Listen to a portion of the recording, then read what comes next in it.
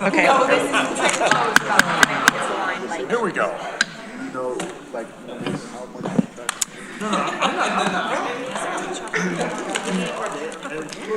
Good afternoon, everyone, and welcome to the Thursday, March 19th, 2026 Tompkins County Legislature meeting. The time is 5:34. If you could please join me for the Pledge of Allegiance. Pledge allegiance to the flag, United States of America, and to the republic for which it stands, one nation, under God, indivisible, with liberty and justice for all. Thank you. If we could have a roll call of members, please. Iris Packman.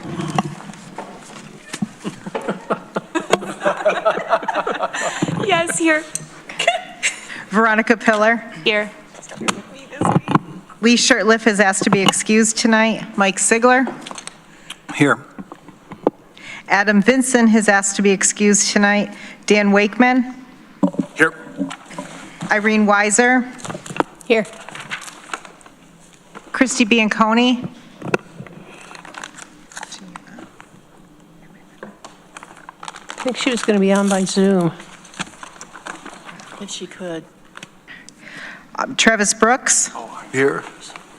Randy Brown. Here. Deborah Dawson. Here. Judith Hubbard. Here. John Hunt. Here. Greg Mezzi is asked to be excused tonight. Rachel Oslin. Here. Shauna Black. Here. 14 members.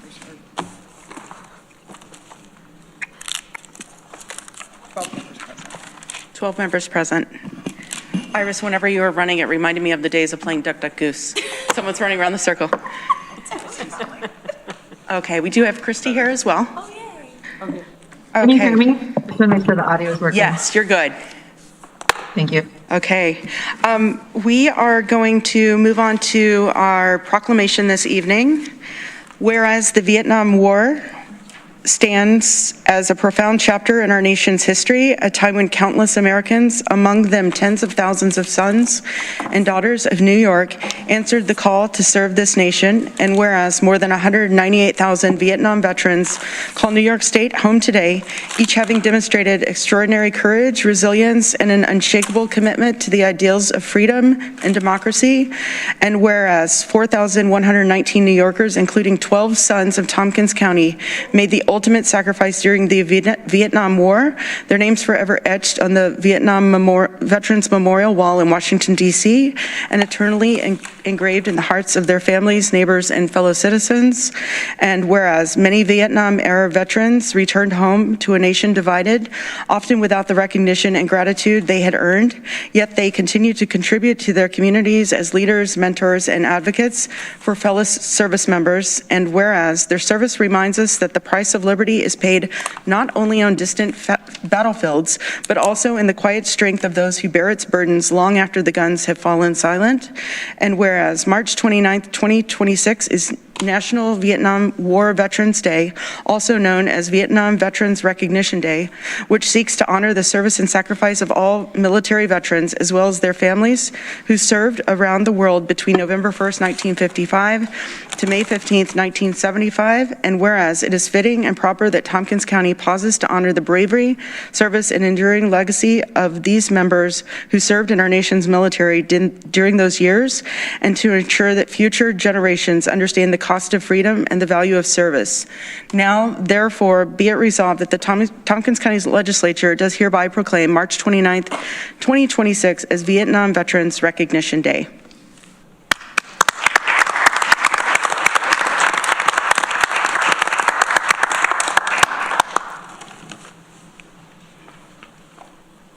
Great. And Gina Claiborne is here from the Director of Veteran Services. And we have one of our fine esteemed veterans here as well to accept our award and the proclamation.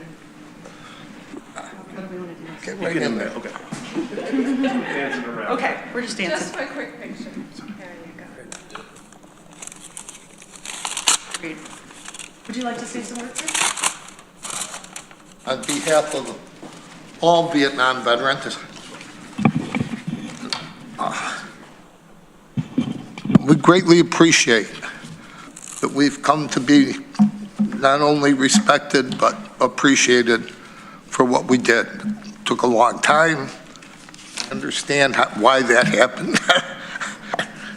I think if it wasn't for the draft, I probably wouldn't have enlisted, and I'd have been on the other side for sure. It's one of the reasons I moved to Ithaca. But I'm glad to receive a copy of this proclamation on behalf of Vietnam Veterans of America, Finger Lakes Chapter 377, VFW Post 961 of Finger Lakes, and the American Legion Post 221. And I'm an officer of each, so thank you very much.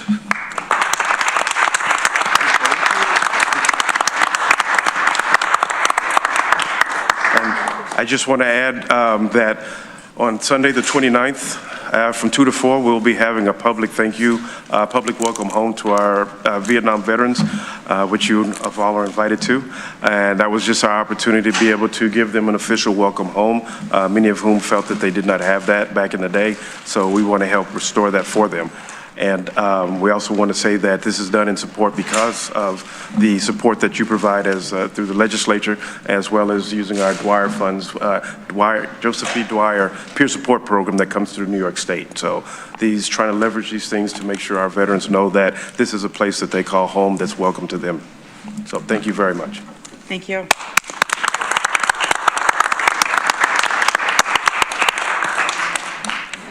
This evening, we will not have an executive session. Very good news. And I was going to reorder some business around. I know that we have some people here for public comment. And I wanted to go ahead and do my chair's report early to give you all an idea of what's been going on in the county. I want to thank everyone for taking the time to come to our meeting this evening. I know that many of you are here to talk about the flat cameras. I personally agree with most of you and have voted to not have them in our county. However, I would like to give you some insight on what legislators and our staff have been working on over the past few weeks, and it might provide some insight into our community struggles, puts things into perspective, and I also hope that it provides some grace this evening as we navigate forward. So I'm going to move my chair's report and go ahead and read it right now.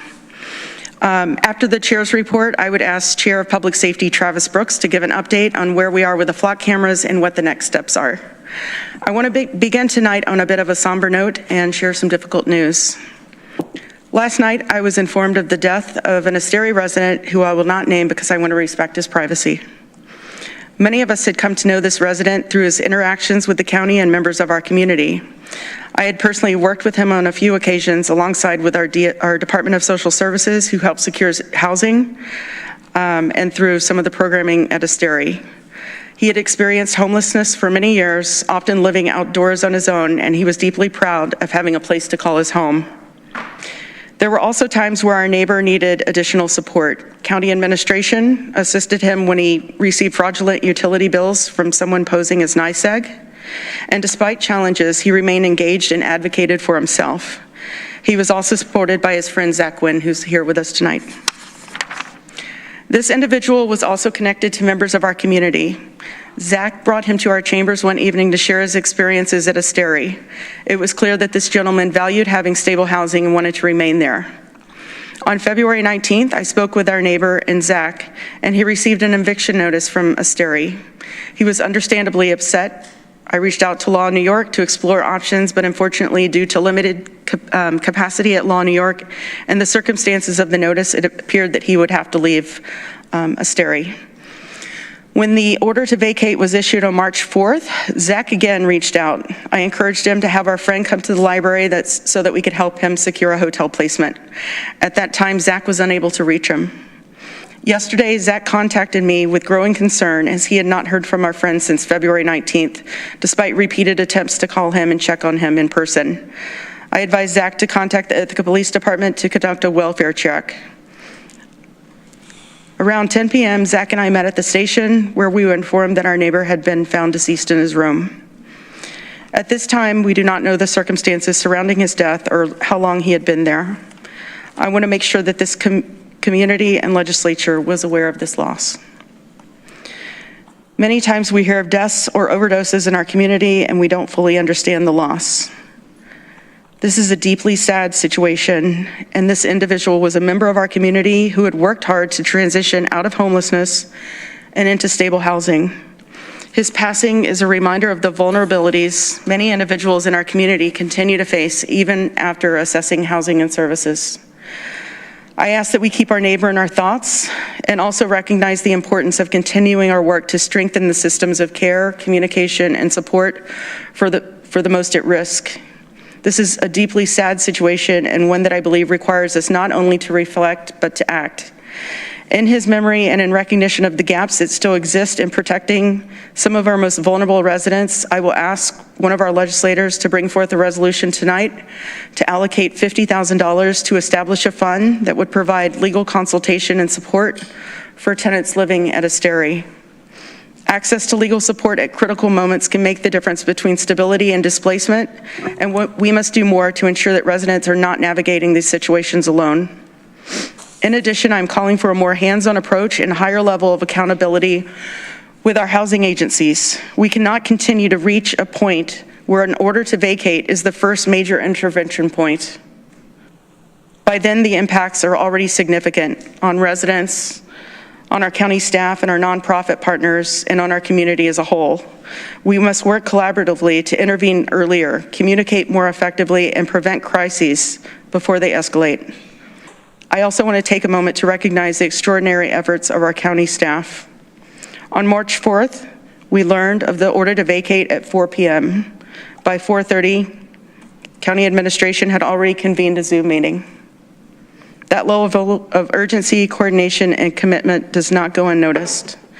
I want to personally acknowledge the individuals who stepped up in that moment and in the days that followed, and I hope I'm not forgetting anyone. Corsa, Bridget, Norma, Monica, Maury, Mike Steitley, Jenny Sutcliffe, Brittany Earle, Jessica Furvos, Adele, the CARES team, whole health community care workers, our sheriff's department.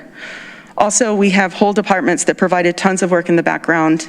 Your empathy, compassion, long hours, and an unwavering commitment have been truly inspiring, not only to me, but to this entire legislature. I also want to extend my sincere gratitude to the nonprofit organizations and community partners who once again have shown up when it matters most.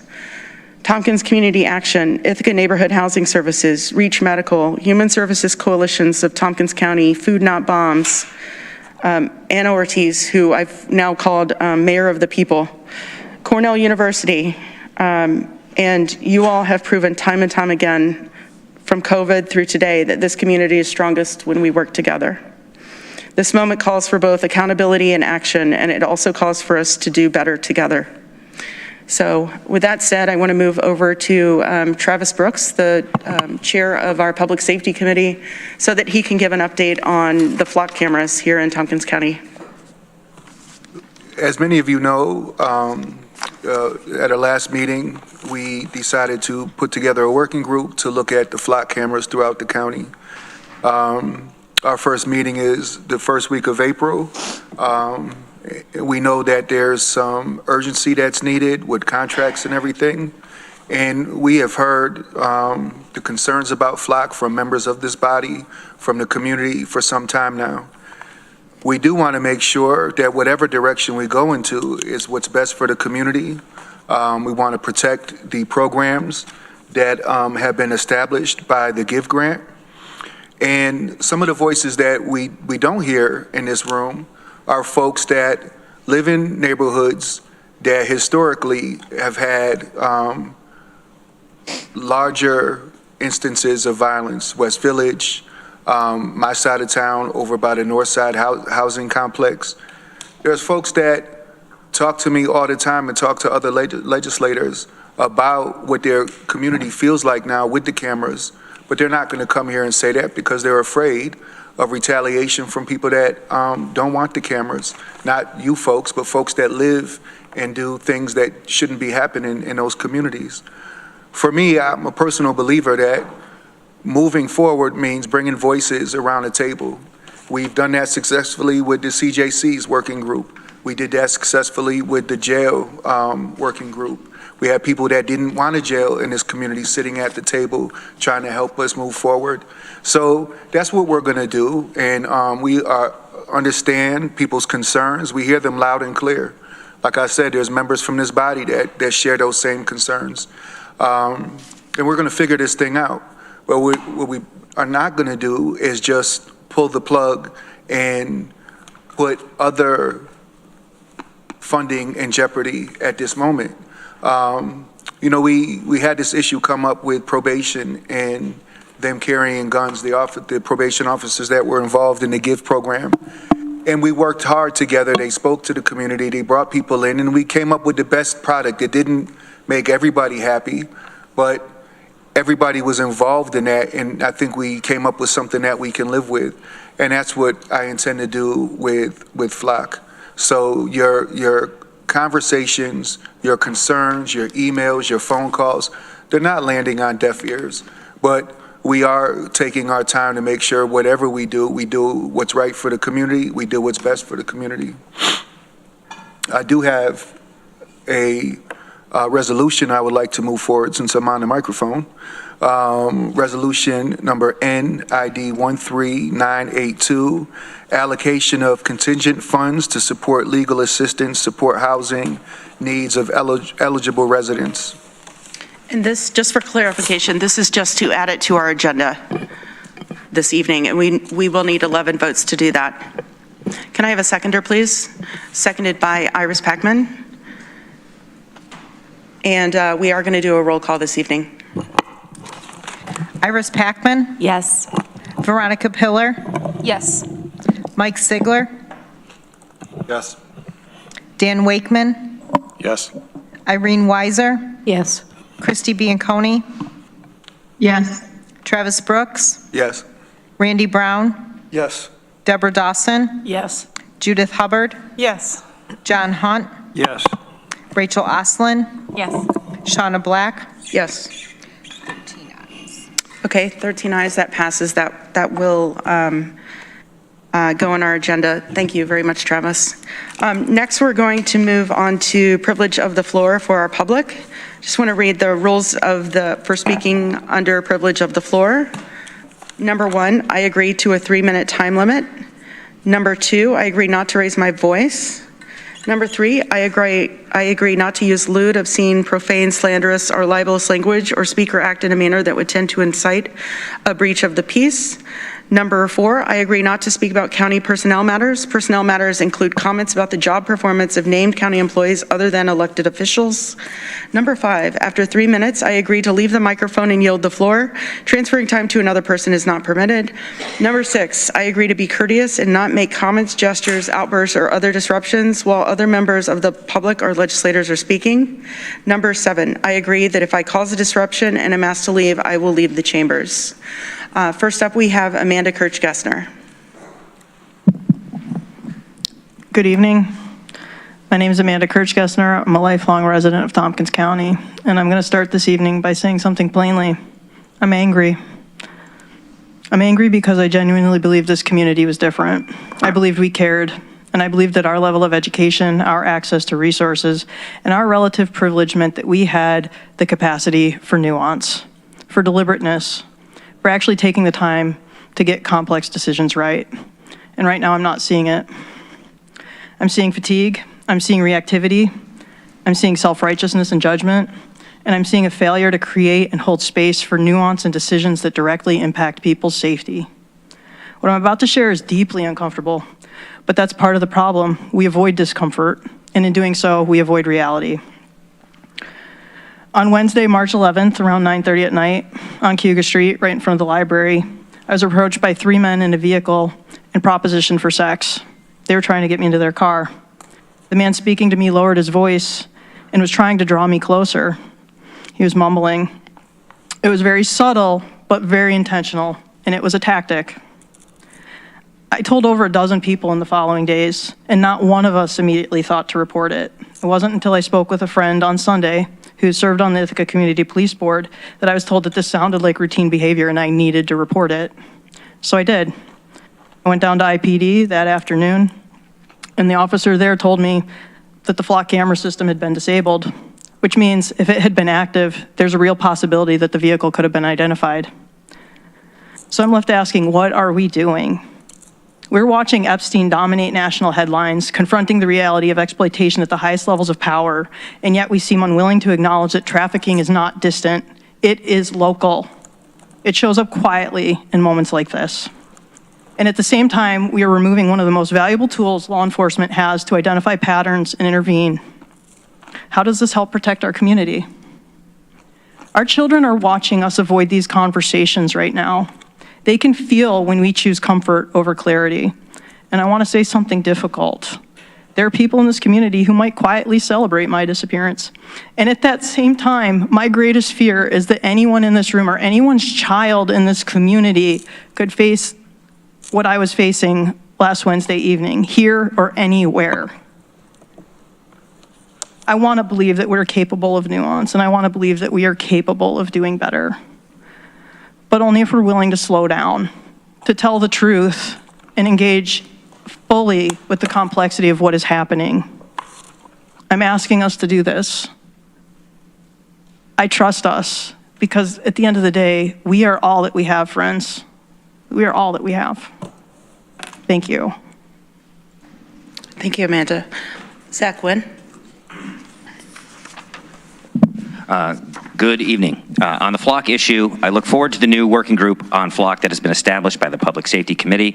Since that meeting, there's been mention of correspondence between the New York Division of Criminal Justice Services and a private individual here in the county that gave indication that flock could be omitted from future iterations of the GIVE grant with no negative impacts on the remainder of GIVE or the youth employment funding that is derived from accepting GIVE.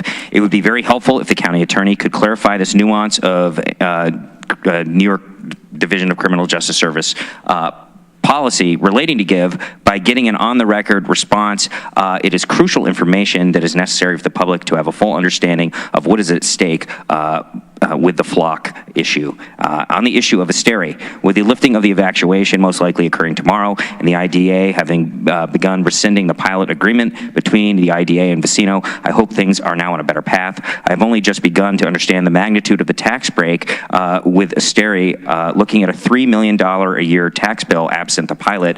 There is a scenario where the county ends up in possession of this toxic asset. I hope the tragic failure of policy represented by what has occurred at Asteri can be used as an opportunity to fundamentally change circumstances at the building for the better. You've been made aware of the death of my friend at the Asteri, and I have appreciated the condolences. He was someone I tried to get to speak here many times and even got him to visit once. He declined to speak, not wanting to risk his housing. He told me many times he was afraid to become homeless again, and I want to thank Legislator Black for several occasions. She assisted him to advocate for himself, as well as County Administrator Corsa.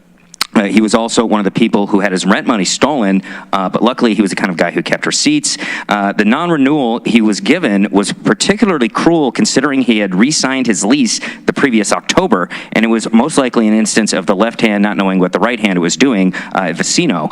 He was the first person I met who lived there and let me into the building after explaining that the front door was broken and wide open. And all those pictures that I've been sending to the legislature over the last year and a half and that were forwarded to the health department and instigated a series of inspections and fines documenting the conditions of the building are because of Jeff, and I want to thank him.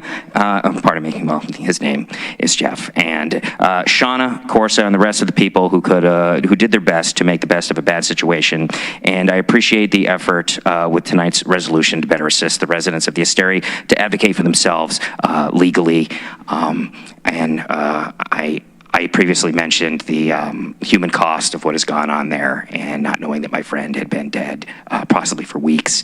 And, you know, it was so smelly in that hallway, there's no way of knowing. So I'm sorry I didn't do something before, and I hope he is now at rest. And please continue to press for positive change over on Green Street. Thank you. Thank you, Zach. Next is Jared.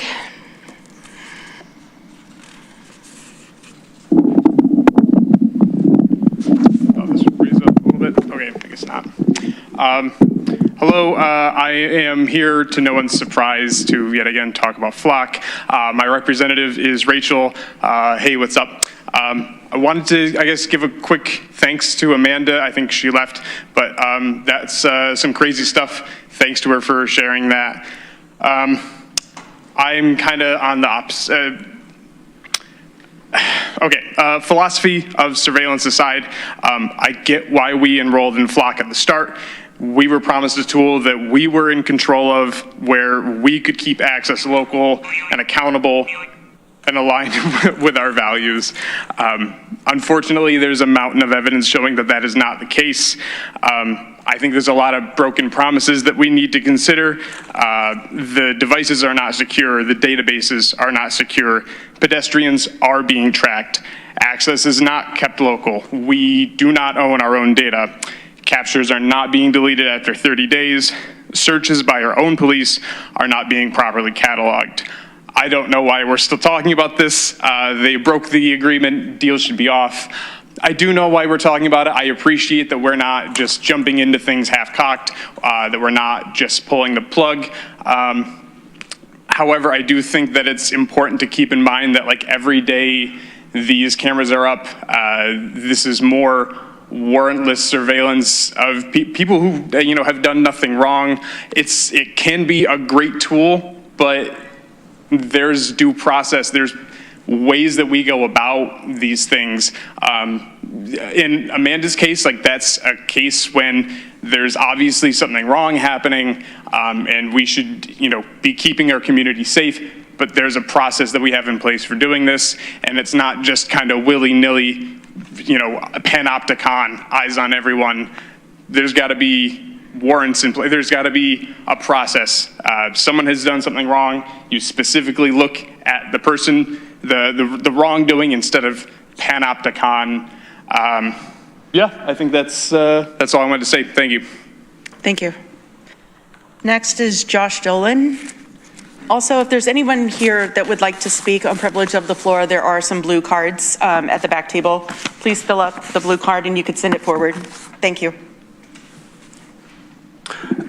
Before I read my prepared remarks, I just wanted to say thank you to Zach Wynn for all the work that you've been doing behind the scenes around this area. I know you and I personally have been on very opposite sides of the political spectrum, and I keep finding myself on the same side of certain local issues, so I'm wondering if maybe there's some hope of kind of bridging that gap in the future. Anyway, on to my prepared remarks. I would like to urge the legislature today to fast-track a decision on the removal of flock cameras. As Travis said earlier about the last Public Safety Committee meeting, there's a group that's being formed to research the flock cameras as well as AEI use in the county. I don't know if those two issues are still interlinked, but I don't think they should be. I really don't think there's a reason for this committee.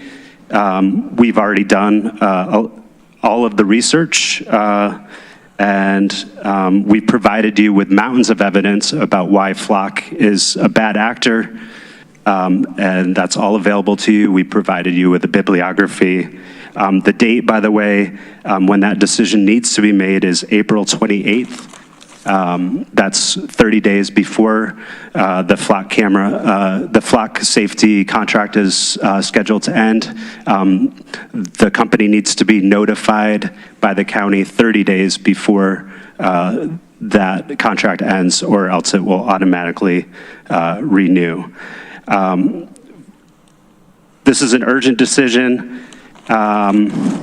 As I said, the use of other technology by the county is a completely separate matter that only muddies the waters and slows the work of this committee. Finally, as I said, we've already done all of the research. Hundreds of communities have already made that decision, including a unanimous decision by the city of Ithaca, 11-0 a couple weeks ago, to remove the flock cameras. as has been shown over and over again, Flock is a bad actor, and mass surveillance itself is constitutionally dubious. It's okay to admit mistakes were made and allowing Flock into our community, but it's time to rectify that error. And as far as people's concerns that aren't coming forward to come to these meetings and address the legislature, I think that as a community, we really need to get together and do the hard work of solving some of these problems together. We can't rely on an outside force, a private corporation with a very poor track record and dubious accountability. Thank you. Thanks, Josh. Next is Katie Church. Thank you. Hi, my name is Katie Church. I live downtown on West Court Street. I'm also here to ask that you end our relationship with Flock surveillance. Thank you for all of the things that have been said so far in this meeting. Yeah, it's been a lot already.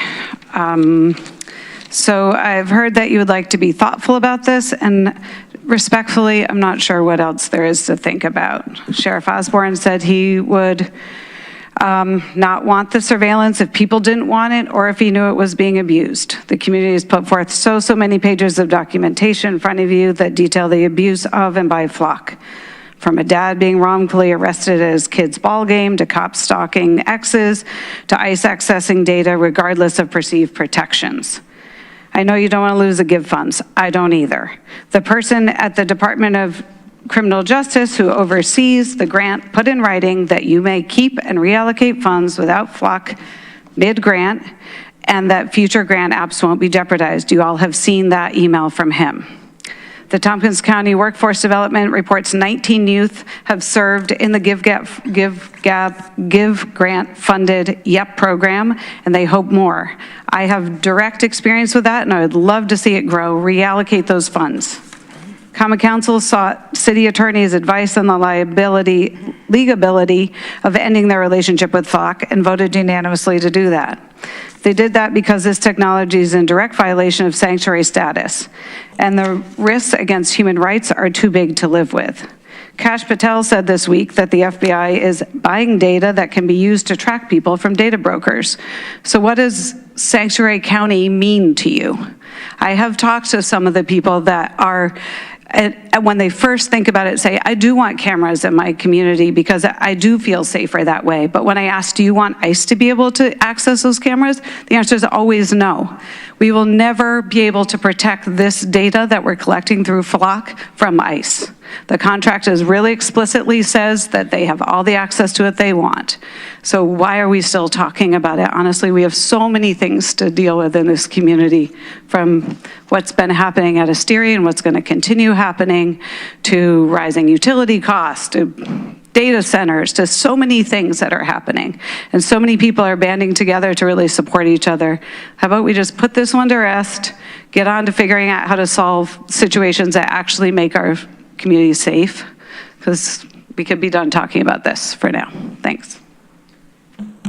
Thank you, Katie. Next is Brian Cardin. Hi, my name's Brian. Thanks for listening tonight. I live up on West Hill. My representative is Christy Bianconi. Travis, thanks for telling us what you're considering for this. I appreciate that you're balancing a lot of viewpoints other than mine. And that's great. That's what you should be doing. I'm going to squeak my wheel anyways, but I also recognize that there's lots of people who experience more violence and crime than I do. I would like to point out that those are the same communities that a violent white nationalist federal government is getting ready to target. So yeah, public safety matters more to some people than others, but this isn't public safety. I also wanted to say that I'm worried that there's some inertia at play here, that we're kind of sleepwalking through this. That it seems like the safest thing is just don't rock the boat, don't cancel the contract, just keep it going, think about it later. There's lots of other things going on. I'd like to convince you that we're, in fact, barreling towards a fork in the road that's going to be very regrettable. I actually think that the cameras are going to come down eventually, because eventually it'll be too obvious that the federal government is using them to target us, to target vulnerable minority populations, to target immigrants. The abuses will be too big to ignore, and it will no longer seem like the safe option, and they will come down. And I think at that point, we'll have already signed a two-year contract renewal with Flock, and we'll have thrown a lot of good money after bad money. So I hope that I can convince you there's some urgency here. The deadline for canceling this contract is coming up. I really think these cameras are going to come down. I think you're going to see my point of view eventually. I hope so. But yeah, the question is whether we pay Flock hundreds of thousands of dollars before that happens or after that happens, or not at all, I mean. Just a couple facts that I wanted to make sure that you're aware of. Common talking points that Flock likes to tell police officers to say. It's just license plates. It's not just license plates. It's faces, it's cars, it's pedestrians. Also, even if it was just license plates, the amount of information you can glean from a database of hundreds and hundreds and hundreds and millions and thousands of license plates, points in time and space, is staggering. You can learn a lot about people. You'd be very surprised. It's not just license plates.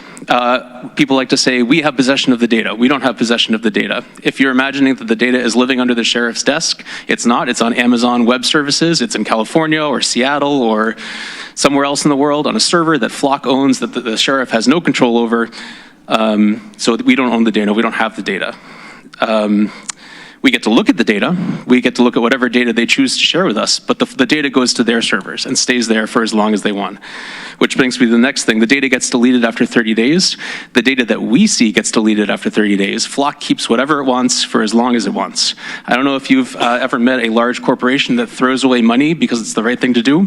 I don't think Flock's that company. They're going to keep the data. Only trusted police agencies can see the data. Also false. Flock. Oh, thank you. Thank you. Next is Aaron Fernando. Hello, folks. Yes, my name is Aaron Fernando. I'm an organizer with Flock Off. I'm definitely going to talk more to many of you about Flock, but before any of that, today I actually want to talk about something that sort of preempts that, which is a lack of transparency about how this system is being deployed, and actually the county's own systems that seem to block transparency rather than fulfill it. I have only filed 2 FOIL requests with Tompkins County, and thus far, both have been ignored to some extent or a full extent, which is unlawful. The first was simply to acquire the county's contract with Flock, and that one actually was remedied only when I complained to the full legislative body, so many of you got that email. And the sheriff actually emailed me the contract directly, which is great, and I really appreciate that, but the official FOIL request took over 3 months just to get the contract. So that's to me, that lands as like a stalling process, because the city of Ithaca was able to fulfill that within a couple weeks. Additionally, I recently, or not recently, on December 29th, filed FOIL number 273548. And so that's, again, 273548. I asked for the deployment plan of why the Flock cameras are deployed in the ways that they are, because according to the grant that funds it, it's supposed to be hotspot policing. The cameras are supposed to be in places where there are hotspots for gun violence. And it appears that many of the cameras are kind of in the middle of nowhere and are actually tracking who goes in and out of town. I got a response, and the response was eventually that they needed more time. I re-emailed those FOIL officers. They did not respond, and now it's close to the end of March. Again, almost 3 months have passed, didn't get a response. Additionally, let me see, time. Okay, so when we were about to achieve the cancellation of the Ithaca Flock contract, there was some I would say scaremongering that came out about the grant funding being jeopardized for other programs if we canceled Flock. This was actually very easily resolved by a simple email to the New York State office by a Cornell law student, and so the county could have easily done that. And so I'm just flagging that there is a lack of good communication in all kinds of directions when it comes to Flock, and so it's actually preventing us from even being able to have the transparency to have the kind of conversation that we need to have if we're to assess if Flock is a good technology at all, which it definitely isn't, but there's all these, like, I'm running out of time, there's all of these deadlines that we don't even know because we can't actually foil to get them in a timely way. Thank you. Thank you. Next is Adam Chandler.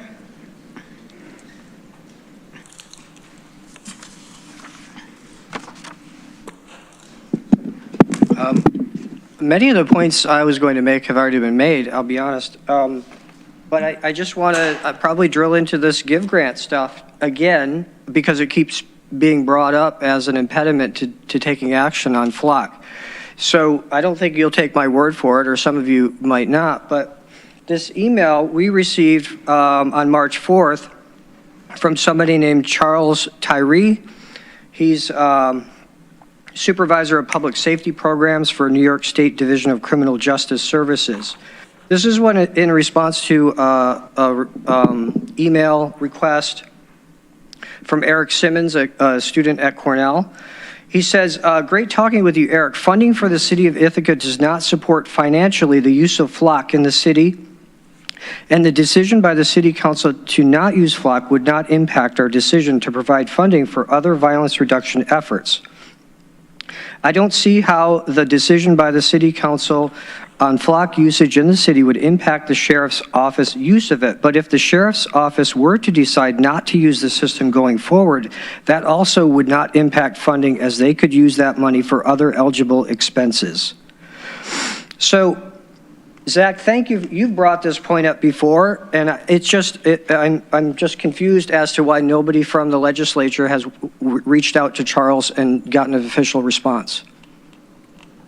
I would think that the Flock working group would want that information. Thank you. Thank you. Next is David West.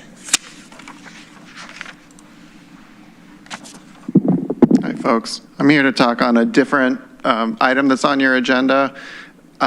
First, I'll start with I'm a dad. I've had kids in 2 different states, and those different states had very different paid parental leave policies, and it made a huge difference for my family. I've worked for the county for a number of years.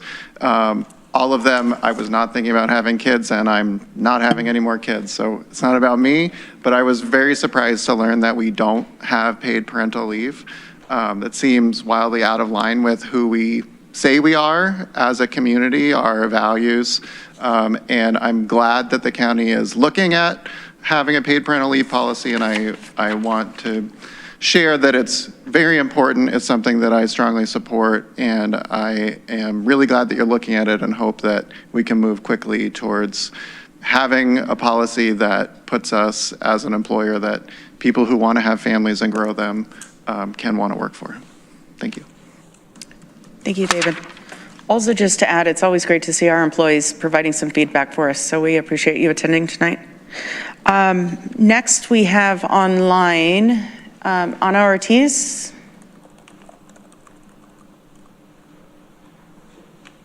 Here.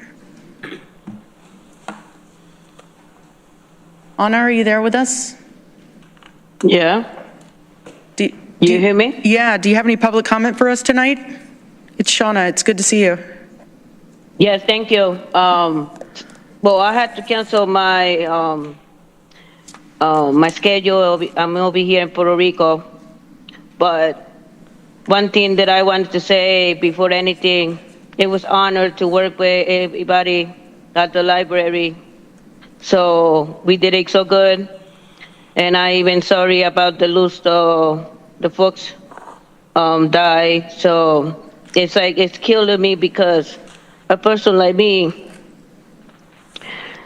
that work every day to make sure nobody die in our own town and our teams, and then that's why today I had to short my itinerary, the way that you say it, but it's like, it's very sad what's going on in Ithaca.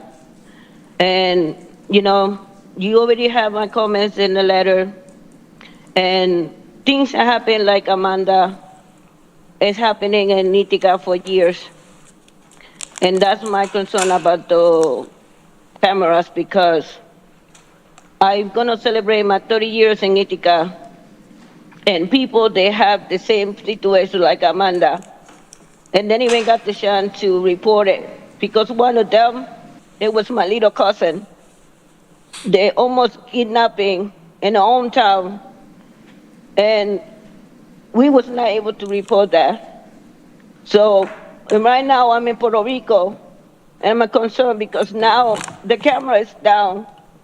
In West Village, we working so very hard to get back to the normal and making some program that went up there in West Village.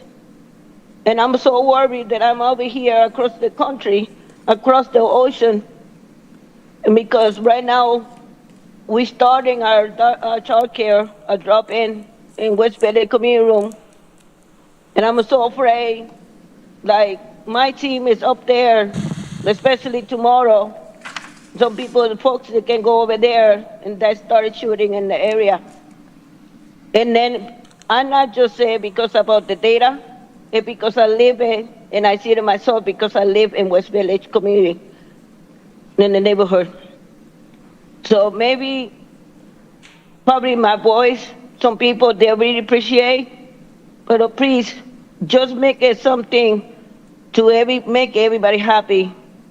Because like the concern that we have everybody, I've been having it for 20 years, and I don't want to lose our safety and other stuff, and keeping the company safety than ever. Thank you. Thank you so much, and thank you for all the work you do for our community. Are there any other individuals in here that would like to speak on privilege of the floor?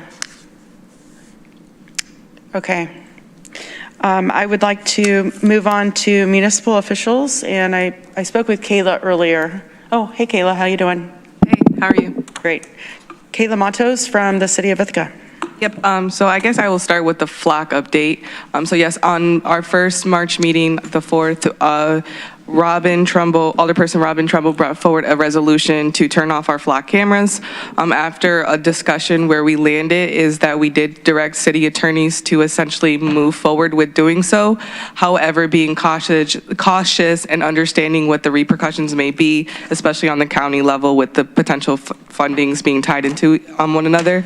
And if if they are to identify any barriers regarding flock, to come back to council so we can brainstorm and understand those barriers and then discuss paths forward. So they are not officially turned off, but we are discussing those processes and doing that. Additionally, we did vote in support of the REST Act and the PASHNI Act, which are two acts on the state level that support affordable housing in two different ways. The PASHNI Act actually got more support than the REST did, but both did pass. And then on our March 11th council meeting, we received a presentation regarding our snow removal from our DPW staff. So I suggest if anybody's interested in some of the logistics behind the snow removal processes in the city, go ahead and watch that on the YouTube. And another, I would say, hot topic of this month was the tactical team grant that our police department applied for. This would be a grant coming from the Department of Homeland Security federally, but being routed through the state department. We did have concerns about what does that mean, obviously on the federal level, having to follow federal guidelines. From our understanding, we will be held to the fiscal year 2023 guidelines, which does not tie us to any language that is in the current guidelines associated with the Trump administration. So that did move forward, and we will be officially voting on that grant, to accept that grant on the April 8th meeting, because we will not be meeting April 1st, being that it's a holiday. And then lastly, yesterday we received an update from Bonadillo, which is the auditing company firm that we are working with on our taxes. They discussed their efforts around crafting out the RFP for us to put out for another auditing firm to come in and actually do the work to submit to the IRS. And then we also got some briefings on some of our bridge repairs and road repairs that are coming up the pipeline. And so now I will take any questions that folks may have. Thank you. Any questions from legislators? Judith? Thanks, Kayla. So I guess I'm hearing some conflicting information about City of Ithaca flock cameras. We heard from one of our public speakers that they were told by the police that the cameras are off, but you're saying the cameras shouldn't be off because that's not what your resolution stated. You were waiting for this other legal confirmation. Yes, exactly. And also we would have to give Flock, the company, 30 days notice that we are terminating contract. And so we aren't even within that 30-day time frame. So cameras should not be off. Is it possible for you to follow up with the city police to find out? Absolutely. Thanks. Yes. And then how would you guys like that information? Should I just send that over to you, Shauna, so you can pass that along to legislature? Okay. Yep, I'm happy to do that. Also, that might be helpful for Amanda Kirch-Gessner, who had that situation happen. Yes. And I'm happy to write her an email and let her know that they're not turned off yet. Any other questions for Kayla? Okay, Kayla, thank you so much. Thank you. Appreciate it. Next, it's time for legislator privilege of the floor. Deborah Dawson. Well, I have some happy news.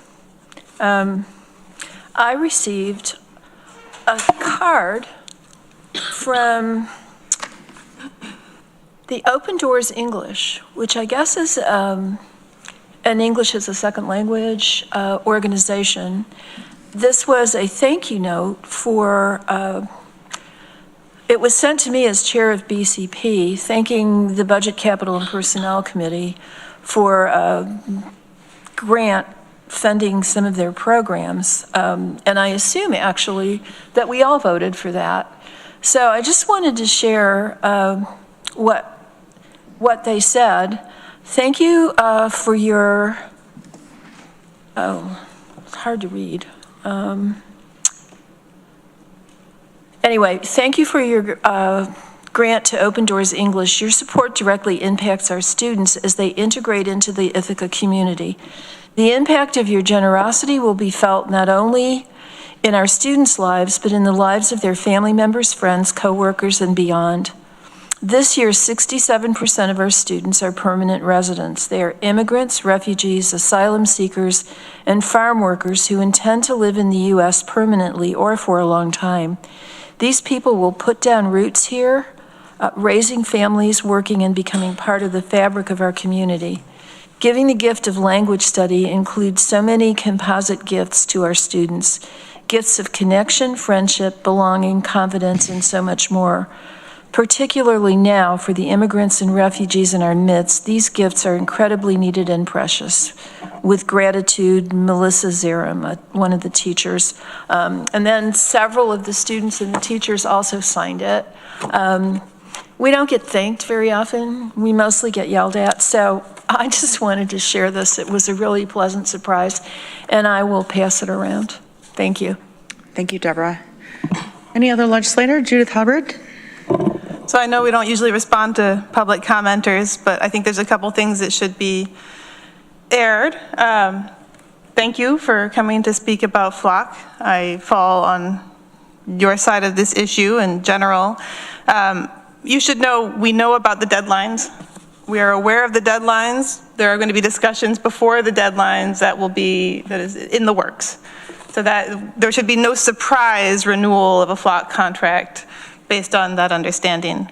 I also want to highlight that I've been especially impressed by how our sheriff's office has handled concerns about Flock. He was, among our municipalities, very responsive when he looked at the searches that were being done by external organization. He took corrective action and ensured that searches were being done with real reasons and real case numbers associated with that. I know that doesn't solve all of the problems, right? That's why we're still having these discussions. But I think it's very important that we separate the issue of Flock from the issue of our law enforcement. I have not heard anybody blend the two, but I think sometimes those things do get blended. So thank you for coming, and I'm sure we will have updates for you in coming weeks and months. Thank you, Judith. Anyone else for legislator privilege of the floor? Veronica Pillar? Yeah, also thanks everyone for commenting. I agree that Flock needs to go, and you've explained why. I guess at the risk of being defensive to one of my friends, I asked for the working group about Flock to also include other like surveillance or AI-powered surveillance. I don't remember exactly where we landed, and my thought was if we make it just about Flock, then we could get rid of Flock and potentially replace it with some other company that is just as bad but less well-researched. But as everyone has said, and I think we're all in agreement with, there's deadlines that apply to just the Flock contracts, and I hope we're, I think we are moving forward with those in mind in addition to bigger pictures. I know I haven't done this yet. I'd love us to consider some version of the ACLU's community control over police surveillance legislation. Y'all have told me that a billion times. I'm sorry. And finally, Deborah, thanks for sharing that card. Open Doors English is amazing. I've gone to like one or two of their language cafes where I know they have classes for people in English, but they occasionally have a language cafe where you can come and like practice speaking in whatever language people are up for speaking in. So it could be English. I've gone and practiced my extremely poor Spanish with others, but then just being in the space that's like so welcoming and supportive, and you get to see all the way, like little bits of the ways in which they support English learners with all manner of things, not just the literal language. They're a real treasure. And thank you for sharing that, and I'm glad that we supported them. Thanks, Veronica. Any other legislator? Irene? Yeah, I wanted to share about a bus that's happening next week on Wednesday, March 25th, leaving from the shops at Ithaca Mall to Albany to defend the climate law, the Climate and Community Protection Act that the governor is talking about whittling back in various ways. And so there's going to be a huge rally in Albany. The bus leaves at 6:15 in the morning and gets back around 8 at night. So it's a long day, but it is, I believe, a free ride. And if anybody's interested, I can send you the link to reserve a seat on the bus, so let me know. Great. Thanks, Irene. Anyone else tonight? Okay. Thank you all. I do have one chair's appointment to the Workforce Development Board, and that's Sonia Baylor, business representative, and their term expires June 30th, 2027. Next, we are going to move on to reports by our county administrator, Corsa Kumpi. Thank you. We're in Albany most of the week, so I don't have a long report. Quickly, at NYSEC, we did review the state proposed budget and its impact on the county. I will send details information about that to everyone if you have not had access to the county's impact, the governor's budget impact on counties. The discussions are ongoing at the moment. So we also review sales tax collections on short-term rentals. Within the reported period, I believe was a short period, about 4 to 6 months. Based on their calculation, the assumptions is roughly about $400,000 or so in revenue to Tompkins County. They will share out the details of those numbers in the coming months, and I will share that with everyone as well. Over the last couple of days, we have been meeting on a daily basis with staff, with the city, with Vecino, ACR, OTIDA on Asteri and its issues. There is going to be a test done on the facility, I believe, tomorrow. If the building is deemed to be safe, we are going through planning discussion on how to get people back into the apartments safely. So at the moment, there's no concrete date, if that will be Friday or days beyond that, but that will be discussed, and the public statement will be issued to inform public how that people can be transitioned back into their housing safely. I also share the concern of Shauna in terms of the resident that did pass away. We wish his family and friends and loved ones safe, and I think we owe a responsibility to the residents in our county to provide them safety and security in their homes, to go about their business, and there is a commitment on this legislature, the city of Ithaca, and all of us to make sure people in our county live in a safe and secured environment. And I'm very proud to be working with all of you on addressing the needs that exist within the county. And we'll continue to do our absolute best to make sure people feel safe staying, working, or visiting this county. So I'm very excited with the work that we're doing, and I'm very hopeful of the future that lies ahead of us as well. Thank you, Corsa. And your leadership has been just no words. I just want to say, like, some of the things that you've said in our phone calls have really made it so clear why you were the one to be our county administrator. So I just want to offer that. And I'm so glad that you love your job. Are there any questions or comments for Corsa? Rachel. Corsa, I was wondering, for folks that are moving back into Asteria, will a Vecino go, like, just standing at the street and looking up, it looks like there are windows, like window panes that are missing pretty high up, which seems unsafe and also hard to keep those apartments warm. So I'm curious, like, will they actually go into each apartment and make sure that it is safe and habitable before people get moved back in? It is a discussion point at the moment. There are about, and correct me Maury if I'm wrong, about 6 apartments that have been identified as having windows broken.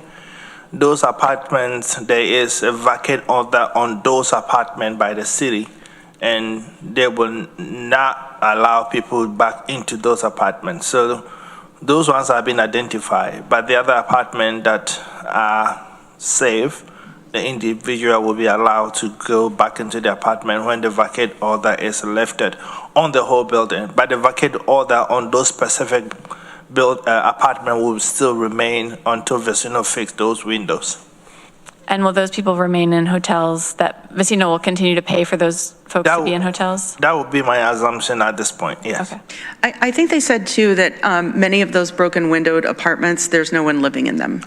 But that was definitely a concern of the fire marshal, was that people with small kids, it would be very easy for someone to fall out a window. And so that's why he made a very firm standing that he would not allow people back in those rooms with the broken and cracked windows. Okay. Thank you. Thanks. Any other questions? Irene? Yeah, also on the Vecino situation, the Asteria situation. Moving people back in, okay, but what's going to be different? What is Vecino actually going to be doing differently to make sure that we don't just end up in the same situation? Thank you, and I think that is a major concern of all of us on the calls on a daily basis, to ensure that whatever we're able to achieve now there will be some degree of continuum of actions. If I walk past the window, the building today, the door is changed. There's a new door, and they're just written at the back, knock to be granted access. They've blocked off the entrance to the parking lot on the fourth or the 5th floor. That is completely sealed off. There is an ongoing conversation with the state agencies beyond our calls and having a plan in place to provide additional support to the residents. At the moment, most of us are not part of that conversation. One thing I can say is that there's a commitment being demonstrated by ACR, by OTIDA, to make sure there is a change. And I think there's a commitment from all of us to work with Vecino, the city, county, to make sure we do not go back to where we were before this incident happened. And I've said the same thing to ACR, I've said the same thing to OTIDA, and that's a commitment they've also shared with us, that they will ensure that happens. One thing that I know that I can share is, I believe next week, state individuals will be in the county, go from door to door to really ascertain the level of service those individuals need and how best we can support them. So there is something from the city that from the state that we are very hopeful would help provide intervention to as many people as possible in that building. That's great. Is there also going to be security? That is the expectation. So we've made it clear to Vecino that they need to have a 24/7 security in the building. I believe they have, I think I'll let Maurice speak to that. If there is some degree of commitment from them that the security in the building now will be sustained, I would say since the incident, there have been 24/7 security provided by Vecino in the building. So our hope is to make sure that continues. And besides that, also continuous services or improvement in the cleaning and the maintenance and all those pieces of the work to make sure the building is conducive and provide the needed support for the resident in the facility. So I did mention to ACR that our hope is that the conversation doesn't end when the people move in. There will be a continued daily, moving into weekly to monthly to make sure we are all able to maintain some degree of quality that we can realize at the end of this cycle. So I'm hoping that we'll be able to maintain that pressure on on the owners of the building, other state agencies, so that services are really available in the building. Great. And I just want to add, I believe that Tompkins Community Action has been providing services, at least to the 40 units that were designated as in need of support from the get-go. And my understanding is that that's been quite effective and helpful to those people. So it can be done, and I hope that we see that it happens. Absolutely. Thank you. I think there are a few things that also have changed that I'll just add on to. So OTIDA is actually sending their staff, whenever Corsa mentioned the state people, they're going to send their staff next week. And like Corsa mentioned, they're going to go door to door and really assess every single person that's in that building and figure out if Asteri is the best suitable place for them, if they are eligible for a voucher, if they're eligible for THA, if they're 60% of AMI, like all the residents in that building qualify for different programming. And so we're trying to figure out where that is. There might be the option, and I believe they've placed around 10 different individuals and or families in different housing options that were available within our community. So there have been a handful of people that have left Asteri and will be moving to their new home. The other thing that's going to be changed is they've actually hired a professional security agency, which they haven't done in the past. They've always just hired, whomever off the streets with very little training, and sometimes it's been one or two people, and it just hasn't been enough.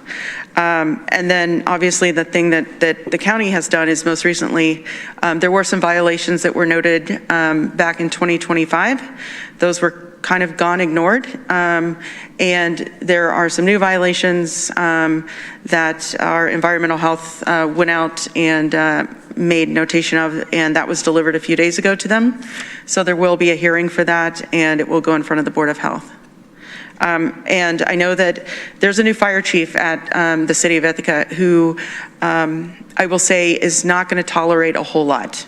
I think he's a very good guy, very by the book, and I think he really understands the concerns that we all have about Asteri, and we've had for a very long time. And I think he really takes to heart the importance of having safe buildings, which we all should. And he's not willing to turn a blind eye to the issues that building has. So that's a good thing. The difficult part right now is that we're in such a transition, and we really have to figure out who belongs in that building and who might need to find a different place. So, any other questions for Corsa? Okay. Next is Maury Josephson, our county attorney. I was, as part of my report, going to add some of what Shauna just added about the long-term approach at the Esteri. I think the key that opens that door is vigorous enforcement of legal requirements with respect to the building and the operation of the building.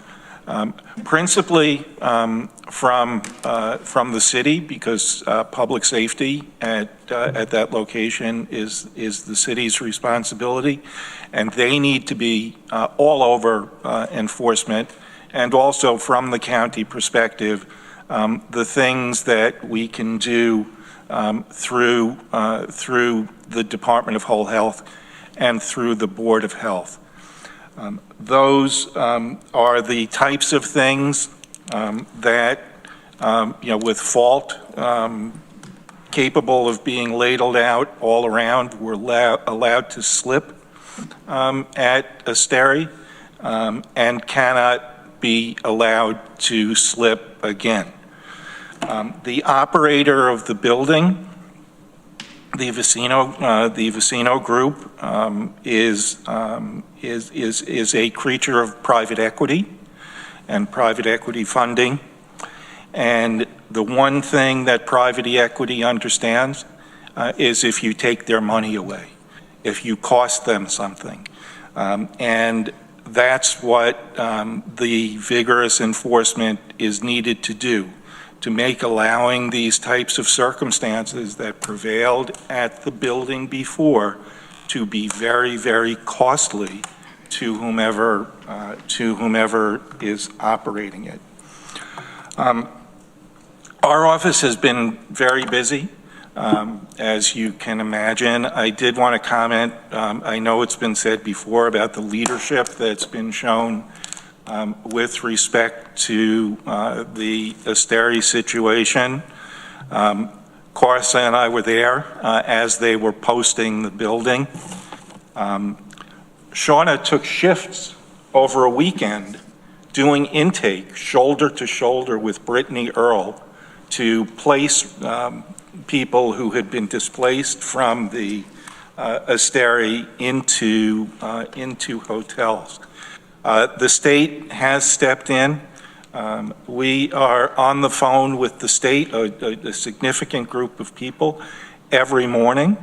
We're on the phone with the city every afternoon, trying to get to a point where the immediate crisis can be alleviated and then move into the long-term enforcement. And it's something that I just have immense pride in being a part of that multifaceted response, and can only hope that everybody who's involved in the situation continues to step up, comes up to that level, and continues to step up on that level. With respect, as to the rest of my report, and I'll have lots to say as we move into the Flock Working Group. And I'm sorry that our colleagues from the city didn't get to be here, and that Amanda and Zach didn't get to be here. And I took a lot of,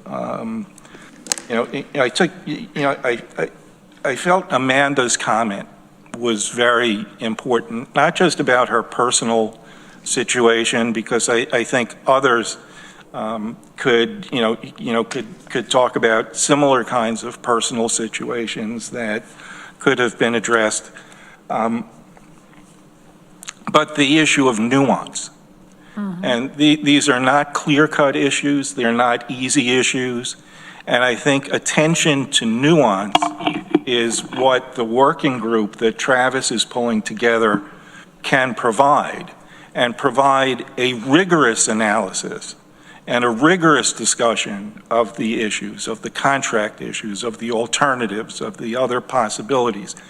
Because without necessarily addressing anything directly, there was a lot of discussion about an email between Charles Tyree, a non-attorney at DCJS, and a law student at Cornell.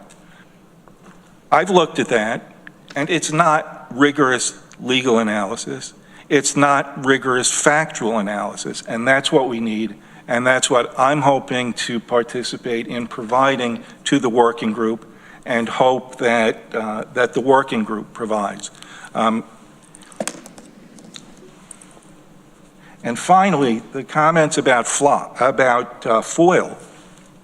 We do not ignore FOIL requests. We do not delay responding to FOIL requests. I can recall, with respect to one of the FOIL requests that came up, personally directing disclosure of the flock contract. So I'm not sure where that's coming from. As to the numbered FOIL, where there was an allegation of a lack of a response, I will check into that, and if a response is inappropriately overdue, I will address that. Other than that, I am open to any questions that legislators may have. Veronica Pillar. Yeah, thank you, Maury. I was going to ask about the FOILs, and you got partway through, but could you reiterate, even partly for me, like what should, if someone submits a FOIL request, what should they expect in terms of like initial response times or whatnot? And I know that, like, I don't know how it's always been in the past. I know that the staffing and software of your office has been different in the past. I think one of the people who spoke once had there was an accident in the county's like email filtering system that got something lost that has since been resolved. But in terms of like, what are the deadlines that I know you at least, you follow to the best of your ability of like, when do you have to respond, at what stage? Right. When we receive a FOIL request, under the terms of FOIL, the county has 5 days to either acknowledge the FOIL request and provide a time by which there will be a response to the FOIL request, or within that 5-day period, provide the document. What we do, or document records requested. The easy ones that are able to be done quickly are things like police reports that people need for insurance purposes and accidents. And then there are the more difficult and sensitive ones, or the ones that require extensive searching. For those, we acknowledge within 5 days the receipt of the request. We typically indicate that a response will be provided within 20 working days from the date of the acknowledgement. What we then do is, if we are not ready to respond by the time of that period, we extend it. And the extensions are in our discretion. They just need to be, they basically need to be reasonable in the circumstances.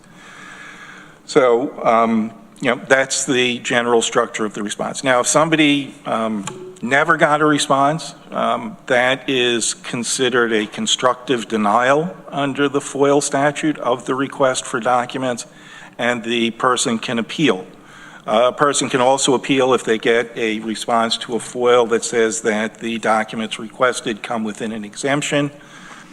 Those appeals also have a time frame for addressing them, and and we review the appeal and provide a further response, after which the individual can then challenge the ultimate outcome on the county level in Supreme Court by bringing an Article 78 proceeding saying that the response was arbitrary or capricious in some way. So that's an overview of the FOIL process with respect to the particular commenter.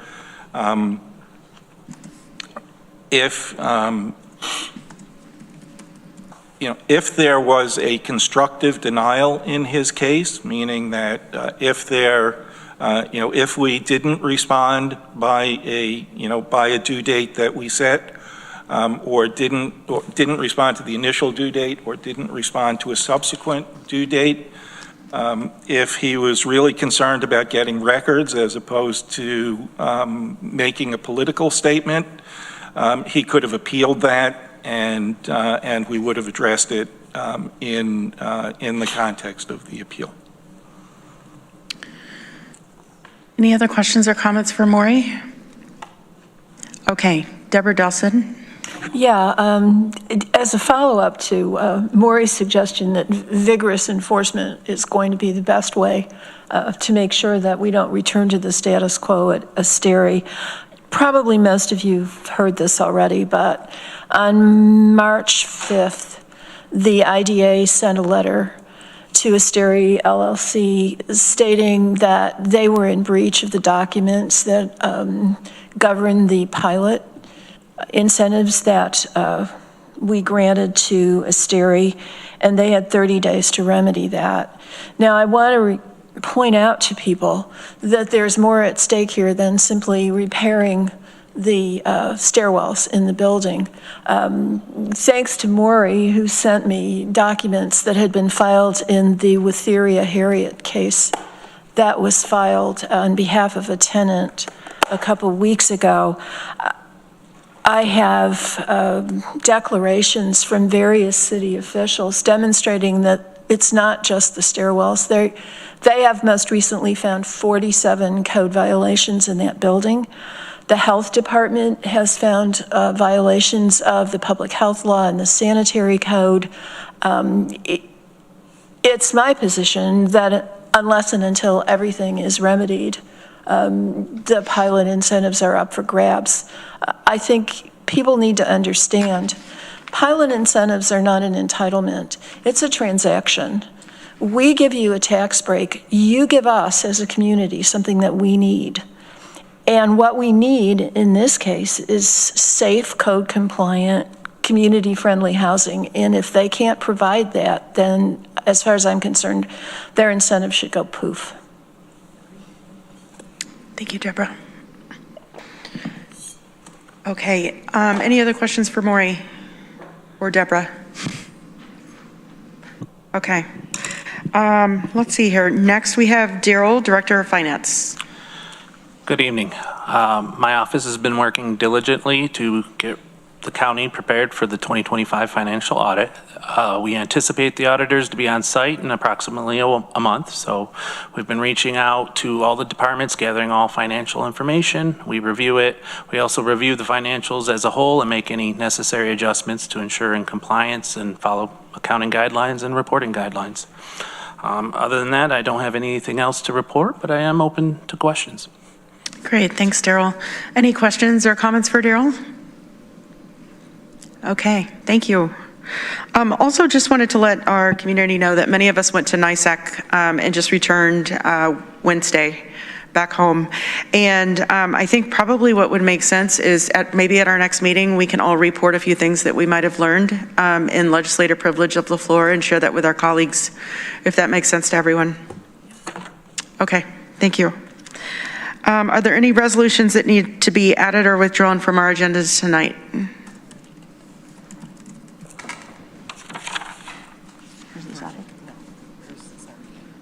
Okay, thank you.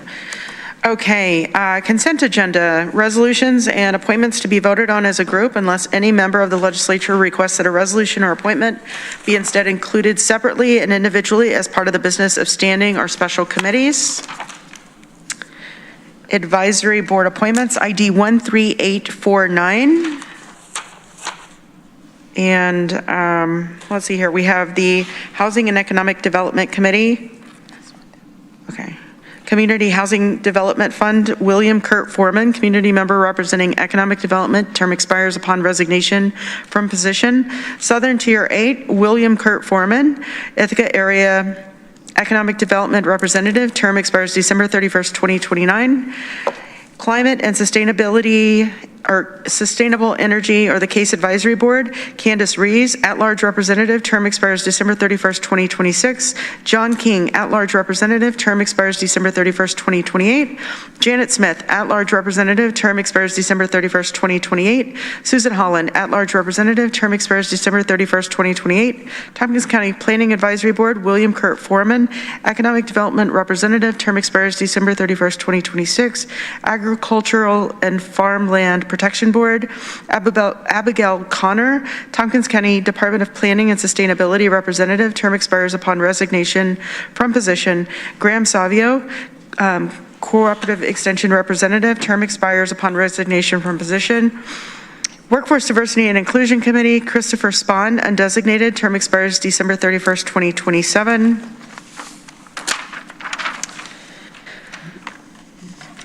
Tompkins County Public Library Board of Trustees, Sue Keeler, trustee, term expires December 31st, 2028. Beth Gosler, trustee, term expires December 31st, 2028. Corinne Weibel, trustee, term expires December 31st, 2028. Mai Zhang Kim, trustee, term expires December 31st, 2028. Human Rights Commission, Elizabeth Brudige, Commissioner, term expires December 31st, 2027. Aminata Jallo, Commissioner, term expires December 31st, 2027. Youth Services, Lisa Monroe, Town of Enfield Representative, term expires December 31st, 2027. And I do have one legislator appointment on the Historical Commission. Lee Shirtliff, Legislative Representative, term expires December 31st, 2027. Housing and Economic Development Committee, Resolution A, Budget Adjustment Tourism Program, ID 13845. Planning, Energy, and Environmental Quality Committee, Resolution B, Resolution in support to amend the Tompkins County Agriculture and Farmland Protection Board, AFPB, bylaws, ID 13921. Resolution C, scheduling a public hearing for the addition of predominantly viable agricultural land to Agricultural District Number 1 and Agricultural District Number 2 in Tompkins County, ID 13920. Government Operations Committee, Resolution D, resolution to update the Administrative Policy Manual, Policy 05-04, Fund Balance, ID 1. Please. Okay, thank you. Resolution E, adoption of list of designated officers and employees required to file an annual financial disclosure form, ID 13932. Resolution F, adoption of the Tompkins County Purchasing Oversight Manual for subrecipient Tompkins Consolidated Area Transit, TCAT, ID 13936. Resolution G, adopting of County Disadvantaged Business Enterprise Program Plan for the Federal Transit Administration, FTA, ID 13939. Can I have a mover, please? Moved by Randy, seconded by Deborah Dawson, and we are going to do a roll call.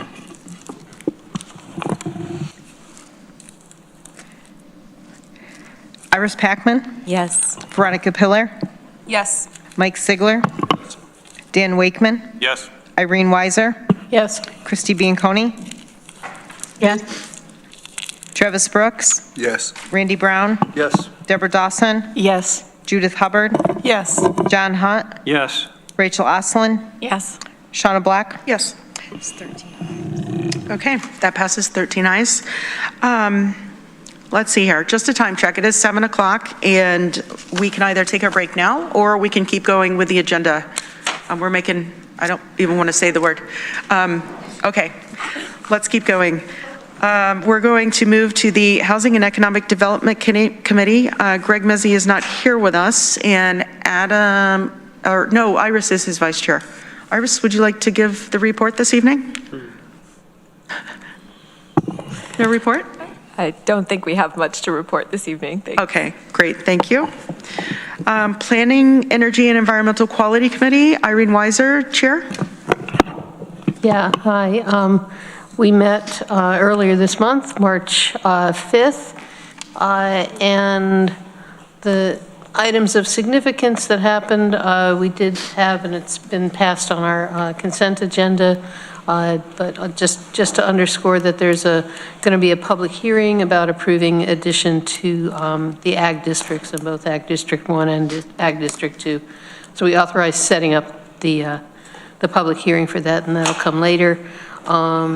We also, they also revised their bylaws, and we had some discussion about resolutions that will be presented tonight as member-filed resolutions after discussion in our committee. Thank you, Irene. Any questions for Irene? Okay, thank you. Next, we're going to move on to the Public Safety Committee. Travis Brooks, Chair. We have not met since our last meeting. We meet next week. There are several things on the agenda. Of course, we'll talk about FLOC, but we meet next Tuesday. Thank you, Travis. Any questions for Travis or comments? Okay, thank you. Next is Workforce Diversity and Inclusion Committee. Veronica Pillar, Chair. Thank you. We've not met since our last full legislature meeting, but we will be meeting on Monday, March 23rd at 10 a.m.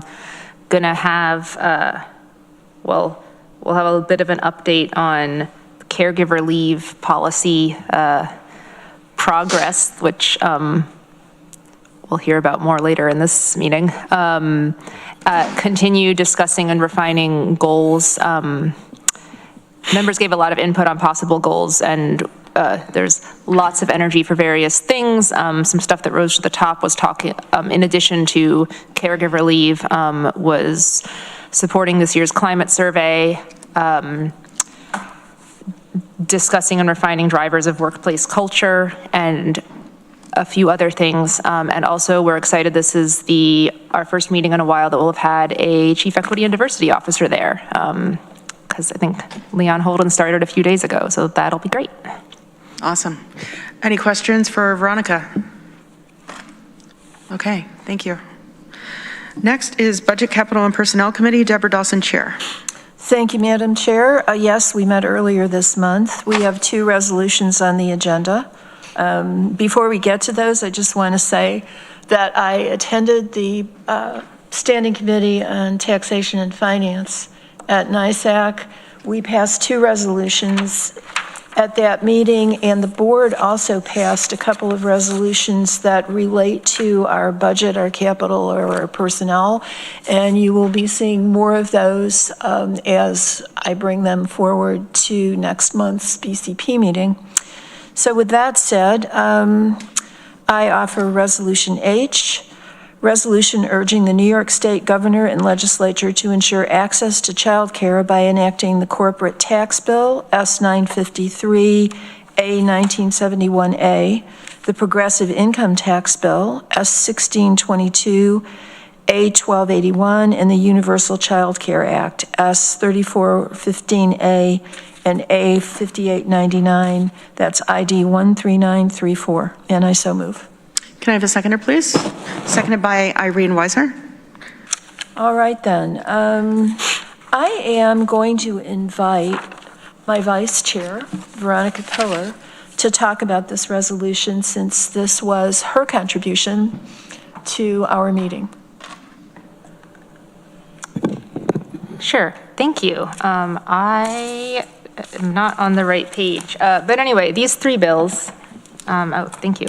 It's on packet page 29, Veronica. Thank you.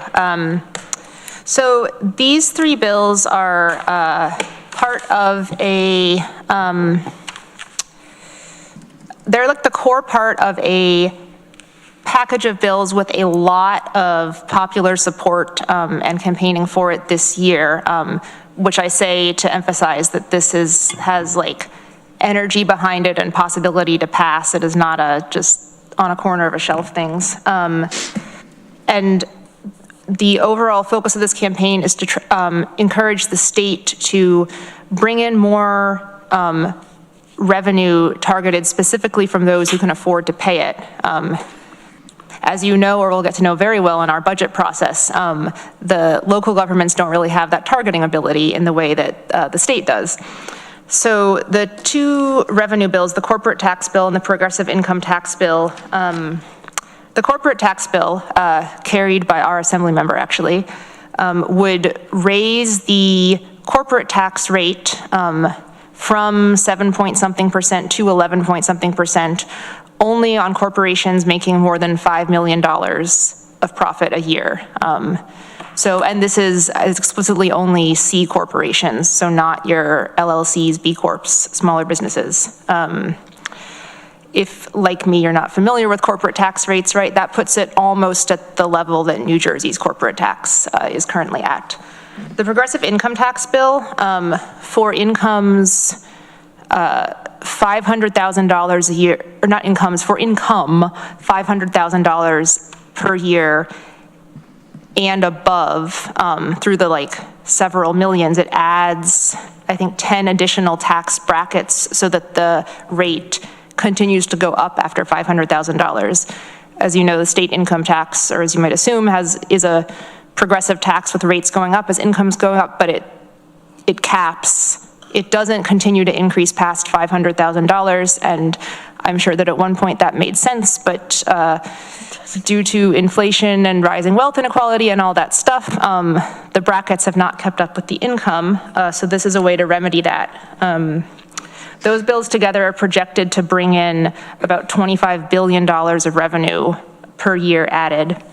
And then, since revenue is not just for funsies, it should go to things that help people. The Universal Child Care Act would be more than fully funded by this revenue, but what it would do, it has a number of provisions that essentially are the next several steps toward a universal free child care program, like pre-K, like young, 0 to... Which is the really expensive one. Right, yeah, statewide. And so you may have heard there's already progress on this. I think the governor announced progress toward expanding childcare, right, statewide, maybe just for 4-year-olds, I forget, and then something bigger in New York City. This would move toward preschool age childcare, working a lot more like public school itself does. And this resolution is just urging the governor and legislature to enact these 3 bills. Thank you. Well done. Very good. Any other questions about this resolution? Mike Sigler and then Randy Brown. Well, I just had this one question. It said, you had mentioned that it was $5 million profit for a company, but in the bill that you submitted, it says a business income base. I guess I've just never really heard it kind of phrased that way. I don't really know what that means. I mean, correct me, Randy would know this better. I mean, there's net income and then there's gross income. I kind of would have kept it maybe in those terms, because that certainly sounds more like gross income to me, and that would be an odd thing to kind of base this on. Anyway, that I just found that language to be confusing. What line of the resolution do you see that in mind?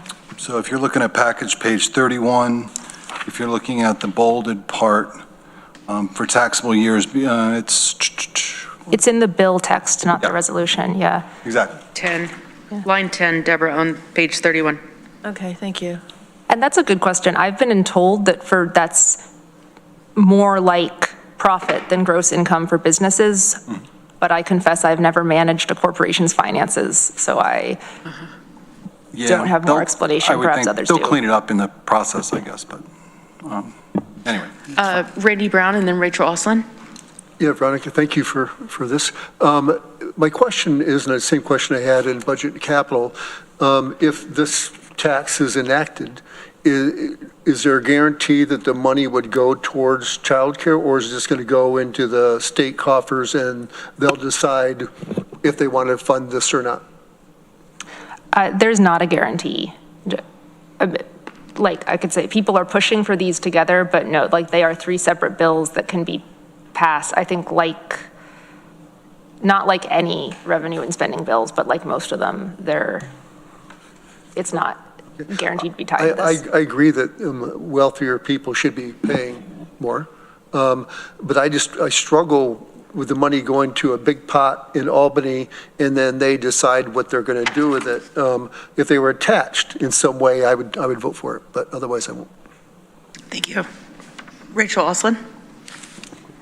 I did find, thank you for bringing it forward. I support the resolution and support all 3 bills. And even though it would be better if the child care was guaranteed to be paid for if the other bills passed. I still think that they're all valuable in their own way. And then on the New York State Taxation, Department of Taxation and Finance, it says, the business income base equals federal taxable income modified for items of income and deduction that New York treats differently, minus investment income and other exempt income that is apportioned to New York State. I don't know if that helps or not. It does. All right. That sounds bigger than profit, but okay. Oh. Yeah. Good job, Rachel. Deborah Dawson? I appreciate everybody wanting to see these two things explicitly tied together, but I would point out that, billions of dollars in additional revenue allows the state to pay for more services and more benefits to residents. And that's really the important thing here. And that's all I have to say about that. Judith Hubbard? Thanks. I think we all know, the bills come due. If we want services, we have to pay for them somehow. Our income here is largely generated from property tax, and there's something that I think is often not considered in property tax. It's easy to think of it as a form of wealth tax, but for many people, they're actually paying a tax on something they don't have. They buy a property and that comes with a huge debt, so then they're being taxed on a fraction of the debt that they are paying just to have a place to live. So it's frankly, it's so regressive. Some people are being taxed on an asset, but most people are being taxed on a debt. Now you compare that to the idea of raising taxes on people earning more than $500,000 a year. And frankly, it's just kind of shocking that the first one is the one we're doing, and the second is the one that we're not. So I guess that's where I stand on it. Any other comments? Okay, let's do a roll call vote, please. Iris Packman. Yes. Veronica Pillar. Yes. Mike Sigler. No. Dan Wakeman. Yes. Irene Weiser. Yes. Christy Bianconi. Yes. Travis Brooks. Yes. Randy Brown. No. Deborah Dawson. Yes. Judith Hubbard. Yes. John Hunt. Yes. Rachel Oslin. Yes. Shauna Black. Yes. I have 11 ayes. Okay, 11 ayes, 2 noes, and that does pass. Thank you. Thank you. And then our next resolution is Resolution I, recommendation to develop and adopt a comprehensive paid caregiver leave policy for Tompkins County employees, ID 13889. And I so move. Veronica Pillar, seconds. So this is a follow-up to a policy recommendation that we received from WDIC. And we appreciated the work that WDIC did on this. We appreciated their recommendation, but as we all know, our policies have to be drafted by the appropriate staff, and what this resolution would do is refer that recommendation to staff to come up with a recommendation for BCP and let's see, who else? I guess GO, and then the legislature. Thank you. Any questions or comments? Rachel Oslin? I was wondering if part of that is comparing the option for the county to opt in to the New York State paid family leave policy, and if there could be like a comparison between what a policy would look like if we generated our own kind of from scratch versus if we opted into that policy with possibly the option of, because that policy I think covers 67% of pay when someone's on leave. So maybe we could see the cost of we would cover the additional percentage to get people to 100% of pay, or maybe the county covers the cost of what would be taken out of people's paychecks that we don't do, just kind of compare all those different things. I think all of those options will be considered. They were all discussed in committee. Okay. I think one of the hidden costs of doing the entire thing ourselves is the cost of staff time to evaluate applications, monitor the use of the program. I got the impression from Ruby that that would be a lot of work. They might need additional staff to do that. If we opt into the state system, they would do that work, and then the county could just supplement that extra 33% with, depending on the state's evaluation of an employee's eligibility. Another option certainly is that we might consider funding or leveling up the pay to cover the employee contribution. I mean, I think all of that will be considered. Okay, thanks. Okay, I have Iris Packman and then Mike Ziegler. Yeah, thanks. I just wanted to speak in support of this. I think it's really important. We've heard from some employees, some who came today to public comment. That was great. And during the committee, the WDIC committee, as well as BCP, what I think is helpful there may be a few legislators here who weren't in any of those committees, just to kind of give context, and the memo is an attempt to do that. But essentially, the county does not provide a blanket coverage for someone to take paid parental leave to bond with a new child. It also does not cover leave to care for a family member who has a serious health condition. You can certainly take your own vacation or accrued time, but there's no separate entitlement for those purposes. And so under state law, there is the option for the public entities to opt into this. That would be essentially a payroll deduction. It's not quite a tax, but it's a payroll deduction that's 0.0432%, I believe, of wages that employees pay into a state fund. And then if anyone needs to take leave, they would apply to the state, and the state would give up to 67% for 12 weeks, so 2/3. So that's what we were talking about, is could the county cover that other 33% to make sure that people would get paid their full amount for up to those 12 weeks. Or another option is covering some portion of the 0.0432% of wages. So just in case others hadn't heard all the details, wanted to kind of give that background. I do encourage you to look at some of the research in the memo that we put together, because it does give some examples of how this could not simply be a cost drain to the county, but actually help with both recruitment and retention.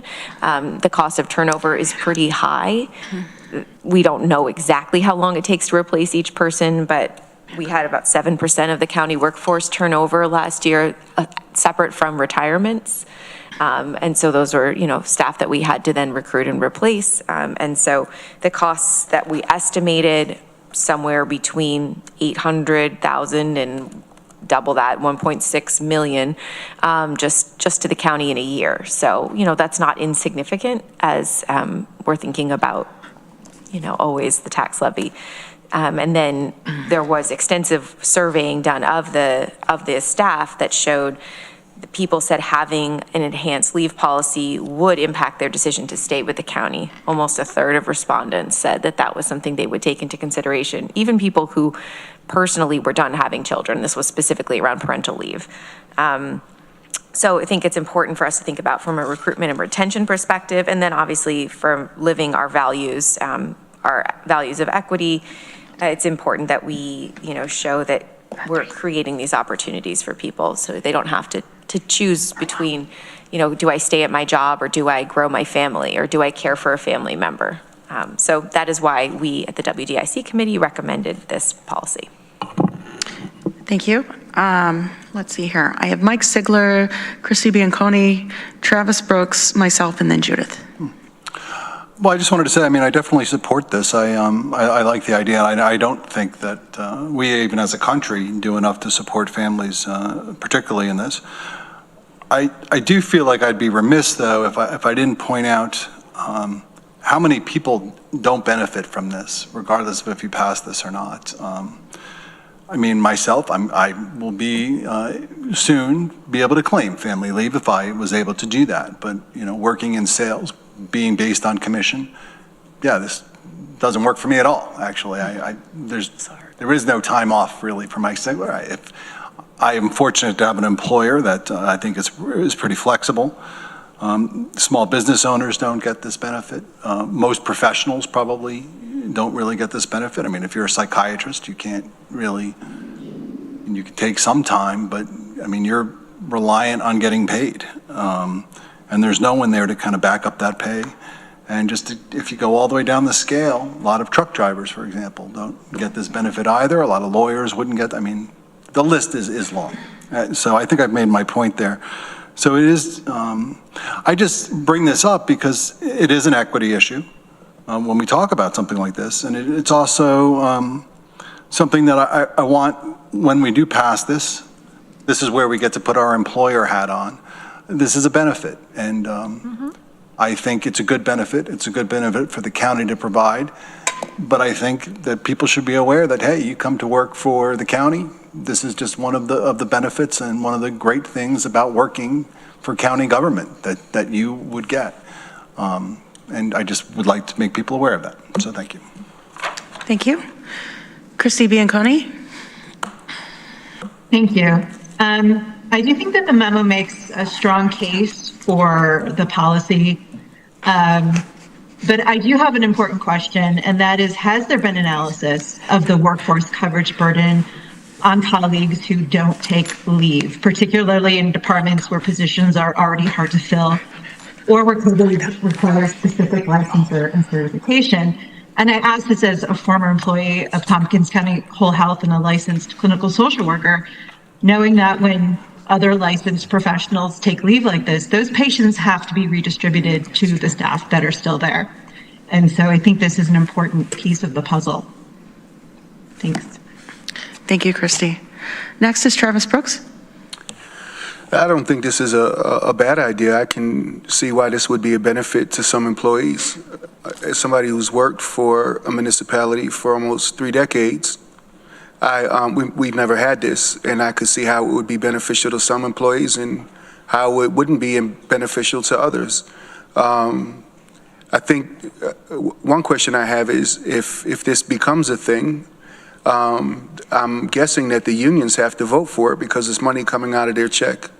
And at some point in time, before we do a whole lot of work and ask county administration and HR to work on this, I'm interested to know if the majority of employees from the different unions are interested in voting for this. It's one thing to have a survey go out and a third of folks be interested in it, but the work that it will take to put this together, I wonder if there's enough members from each union that would vote for it. Of course, you grab the mic. Yes, I just wanted to indicate that if there wishes for us to, if the resolution passed and we are given the direction, the unions will be significantly involved in the conversation as to how that will be crafted and what that will mean to them. So yes, they will be involved in the whole conversation. Yeah, if it passes, that's great. That means there was enough people that thought it was beneficial. But I agree with Mike. There's folks that aren't going to benefit from it, who have enough accruals to be able to take X amount of time off when they need it and may not want the extra money coming out of their check. So it'll be interesting to see how this works out. I definitely feel like we should support our employees in every way we can, but I want to know if it's something that they actually are going to vote for. Thank you, Travis. I'm going to take a quick turn, and then Judith and Iris. So I'm really thankful that Rachel Graham and Veronica and WDIC spent some time having this conversation last year. I think it was really important to kind of go through some of the pros and cons in that committee. With that said, I think we're always looking for ways to become an employer of choice. And the more I work in government, the more I also realize that we aren't always as competitive as some of the other organizations in our community, especially with people entering pension plans with a tier 6. And so whenever we talk about additional benefits, whether it's childcare, I know years ago we talked about credits for EVs, you know, there are certain things that I think we could do as a county to make things more attractive, especially to younger families who might look to have a county job. With that said, I would like to see this this available to people that are caregivers, because, not everyone is having a baby, not everyone is adopting a baby. I took care of my grandparents a few years ago, and it meant literally every month I was traveling to Houston, Texas, to visit them at the assisted living place, and that took a lot of time away from my family, from my work. And, I think if we're going to talk about equity and allowing everyone, access to these benefits, we need to bring in the caregiver factor as well. I also wanted to just point out that, for many of us, I had the luxury of being able to stay home with our children whenever they were small, but whenever they are babies, up until they're 2 years, it's such a foundational time where the more time they could spend with their parents or their caregivers or grandparents, or, one-on-one time, and not just, I understand a lot of people have to go to daycares, but, that one-on-one time with the bonding is really, really essential for families. So I really hope we can afford our staff, something that I've always considered a luxury, but I think with our families all changing so much with technology and the different things in society now, I think this is a really great gift that we could be giving our employees. So Judith and then Iris. Thanks, Shauna, and thanks to those who brought this forward. There's a few, I'm supportive of this, but there's a few things I wanted to clarify. The first is private employers, including sales-based employees or individual employees with their own business, can opt into this program, the state program in New York. And so they can simply just opt in, and then they also can access paid family leave in the same way that an employee of a private organization can do. And in fact, private businesses in the state are required to opt in. It's just us as a municipality, we're allowed to opt out. And so in that way, we don't provide a benefit that is standard in the private sector, which I think is a little strange.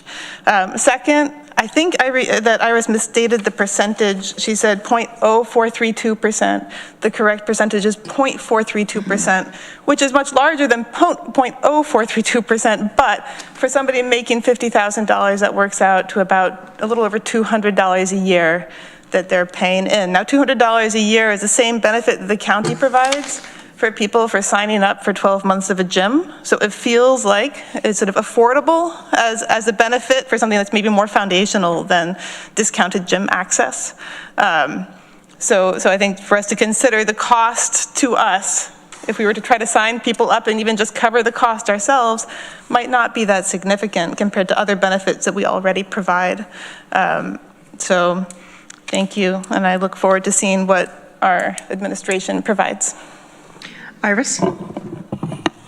Thanks, and I just wanted to respond, and thank you for clarifying, Judith. I did mean to correct myself there. I wanted to respond to Travis's question around will people, want to pay for this if it doesn't necessarily impact them. First, to remind us that we're talking about a broader caregiver leave policy. So this could be anyone who needs to care for someone who's a qualifying family member. So it's not just to have a baby, right? So if you have a sibling or a spouse or a parent or a grandparent who has a serious health condition or, is going through an acute illness, those would be reasons you might be able to take intermittent leave too. So it might be that you need to go accompany someone to an appointment or, bring them home from the hospital or something like that. That would also be potentially covered. So it impacts a lot more than just those seeking parental leave. That being said, our Team Jedi, I believe, did a survey of this county employees around their support for a paid parental leave policy only. And I think that those statistics are pretty telling. So over 82% of the people surveyed said that it would be extremely important or very important to have a paid parental leave to their workplace culture at Tompkins County. So 82%. But then they asked also, do you plan to grow your family in the next 3 years? And 62% said no. So a lot of the people who said that it's extremely or very important are not planning to have children and had not taken leave in the past few years. So I think that's important to keep in mind. Another question, how would a paid parental leave policy impact employee morale and retention? Positive and very positive was over 79% of people surveyed in the county employees. So again, I think that there's a sense among the employees of watching out for each other and not just for themselves, right? And I think that that is what we're seeing here. So I just encourage you to look at those details. And then also in the memo, I cited some examples of public health outcomes that improve when there is paid family leave, including, obviously, there's more data specific to the births of children, but the data around reduced hospital admissions for babies after they're born, if their primary parent is able to stay home with them, also reduced emissions for the birthing parent in the year plus, I believe, postpartum, because again of being able to get the care they need and not have that tension of having to go back to work immediately. So, you know, there are other harder to measure impacts that could actually affect the county's bottom line as well when we see these positive outcomes. Thank you. And Mike Sigler? Well, just considering what Judith said, I wanted to kind of clarify what I meant.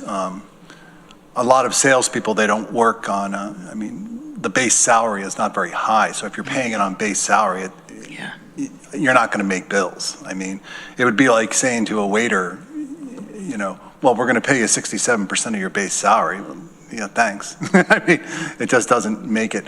I mean, if you're suggesting that maybe what you do is you turn in this won't help waiters either, really, but if you're suggesting you turn in your taxes from last year and they're paying you on your net or your gross, okay, that might be a system that works.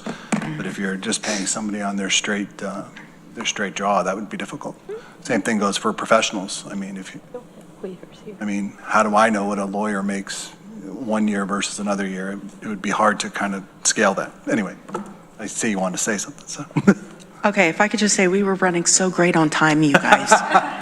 You're killing me tonight. We're just clarifying. Until you jinxed it, Shauna. No, I didn't say it. That's why I didn't say it. Yeah, but you almost did. I was thinking it. So now we're almost in trouble. We're almost in trouble. Well, yes. I'm raising my hands. Okay, Maury. But 30 seconds or less. I just wanted to compliment the memo. It's a great example of a rigorous analysis that will be a great tool for the policy scriveners. And I count myself among the policy scriveners and look forward to working on this. That was 24 seconds. No, I'm just kidding. Okay, so I have Randy Brown and Judith, and I just want to remind everyone, this is not voting on the policy itself. We're going to debate that for about 3 hours, I would guess. And then we'll probably bring it back to the full legislature and debate it again for 3 hours. So this is just asking our staff to please come forward with a policy for us to review after doing the research, after giving us a few different ideas. So I have Randy Brown, and then Judith, if you could wrap us up, that would be wonderful. You stole my thunder. Thank you. Oh, incredible, Randy. I'm going to call on you more often.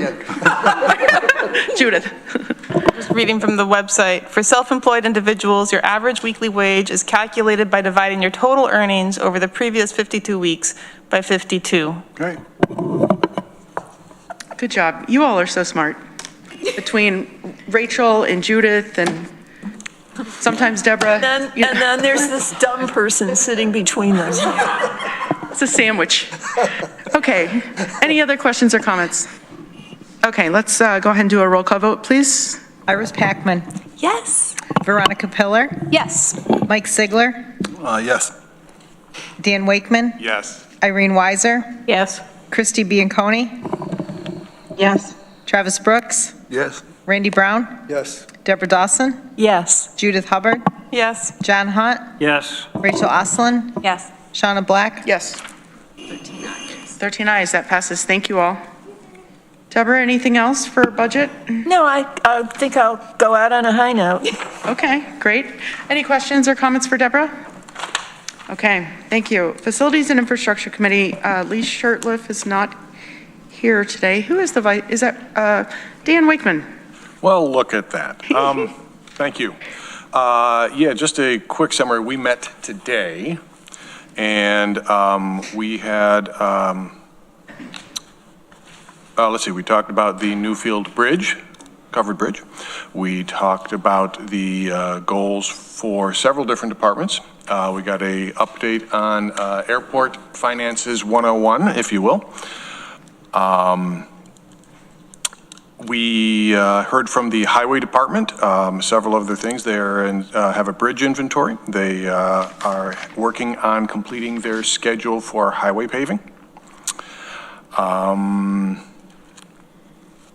Heard from Recycling and Solid Waste, and they've got a capital plan, and that was a good discussion. So yeah, yeah, that's that there. What else we got here?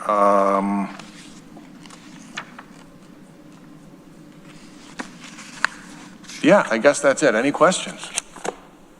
Randy Brown? I'd like to add, one of the things that we talked about was our bridges and how bridges can be really expensive. And so they're going to hire a consultant to do an analysis of the bridges to understand what the capital cost will be going forward. And he also talked about the Podunk Bridge being closed. It's been in the works for at least 3 years, I think. Longer. Yeah. And they're waiting right now to see if somebody is going to put in a bid to purchase the bridge, which is most likely not going to happen. So then they would have to remove it and dismantle it and all those things. Yeah, one of the things with the contracting out the assessment of the bridges is time for our employees, but also expertise. Yep. Great. Any questions for Dan? Rachel? This is sort of more of a question for you, Shauna. I don't know, is there anything that we can do at the level of the legislature to put pressure on the regional DOT office that is what's delaying the process with replacing the bridges? Like in particular, the Podunk Road Bridge, but my impression is that there's other bridges in the area that are experiencing the same delays. It started in 2021 and no one's gonna buy it in the next few days. It's unlikely someone will buy a very corroded, completely useless steel bridge. I don't know if you've seen the Freese Road Bridge, but no, I'm just joking. So anyway, I don't know, like, it's a sore topic. Write a resolution? I don't know, what can we do? I think the best thing to do would be for us to probably work through Corsa and the Highway Department and see if the director for Highway might be able to write a letter, or even Corsa write a letter to see what the status of is and if we can move this along, because I know unfortunately it is like pulling teeth, and the Dryden Town Board debated that Freese Road Bridge for years. Oh my goodness, it's still a sore spot. Yeah, it's a very sore spot. It's a very I didn't even want to bring it up. And I had Forest Home, and that was a big ordeal too about one-lane bridges. But I think that would probably be the best route, is for Corsa and Highway Department to inquire and see what the process is, and if we can move that up. I know that Nick is saying that they're in constant contact, so it's more of some other lever that we could pull. Thank you. Yeah, we'll find out. I mean, if we need to make a call to either Anna Kellis or Senator Webb, I'm happy to do that. They're super responsive and typically get back to me within the day. So we can always do that as well.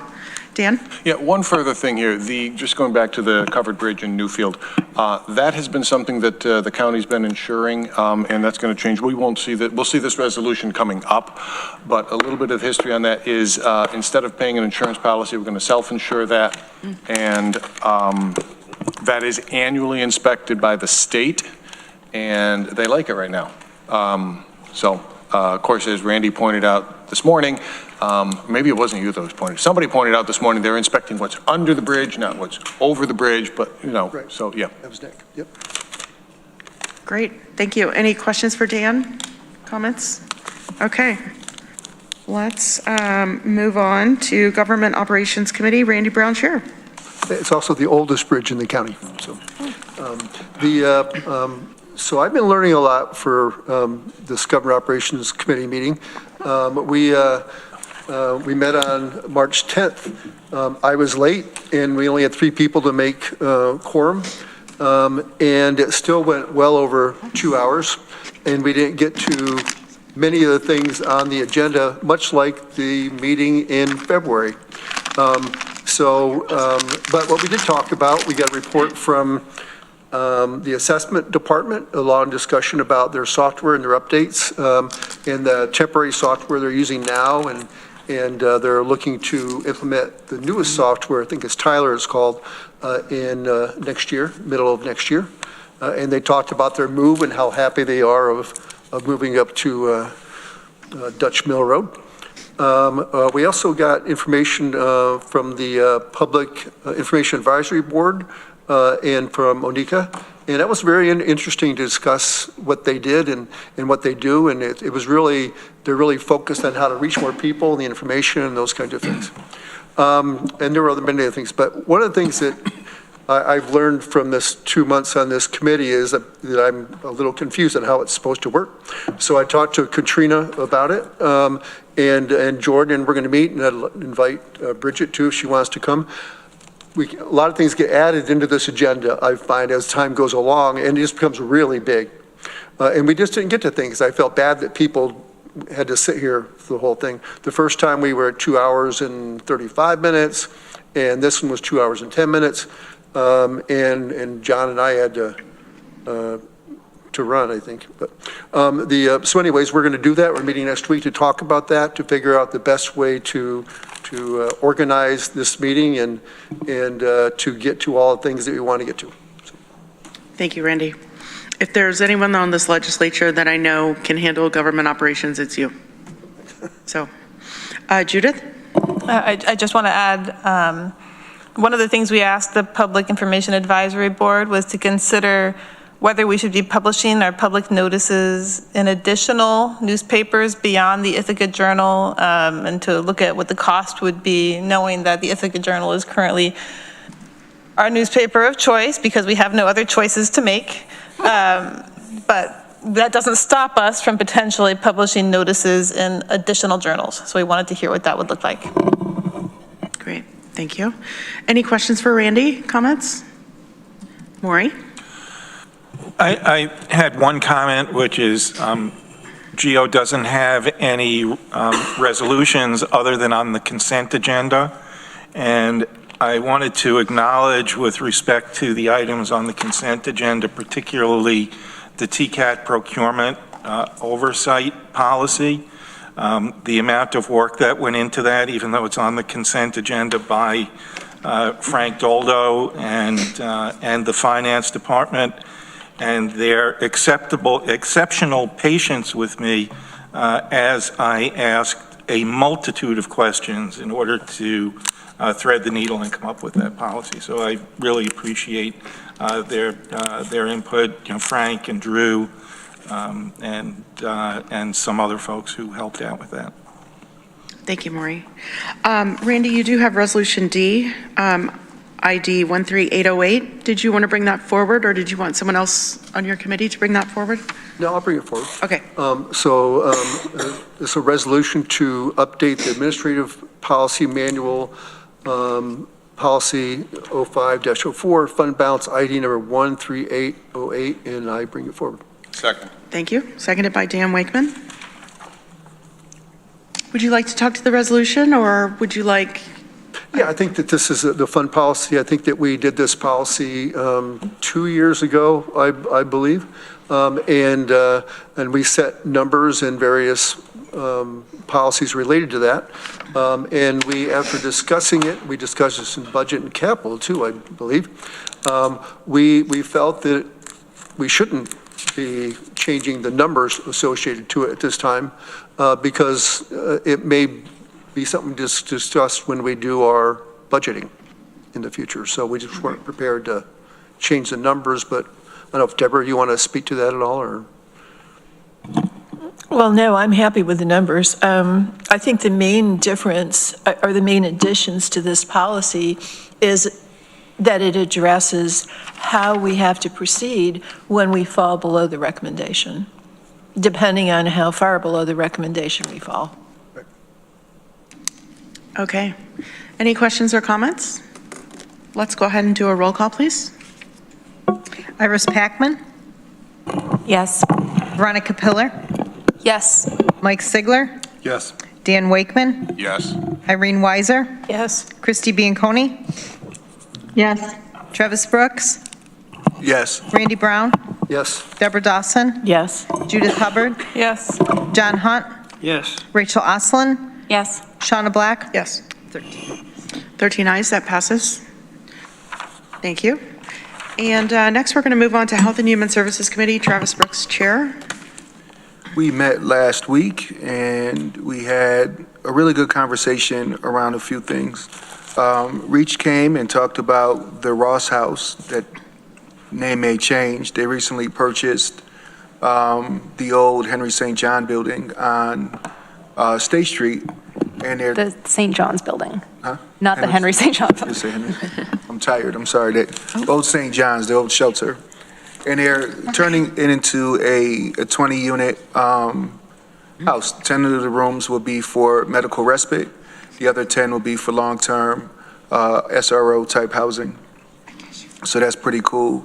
Their goal is to take 10 of the most challenging folks in our community that need multiple services and then be able to provide services for folks that are typically discharged to the shelter, to the streets, from the hospital who need medical services.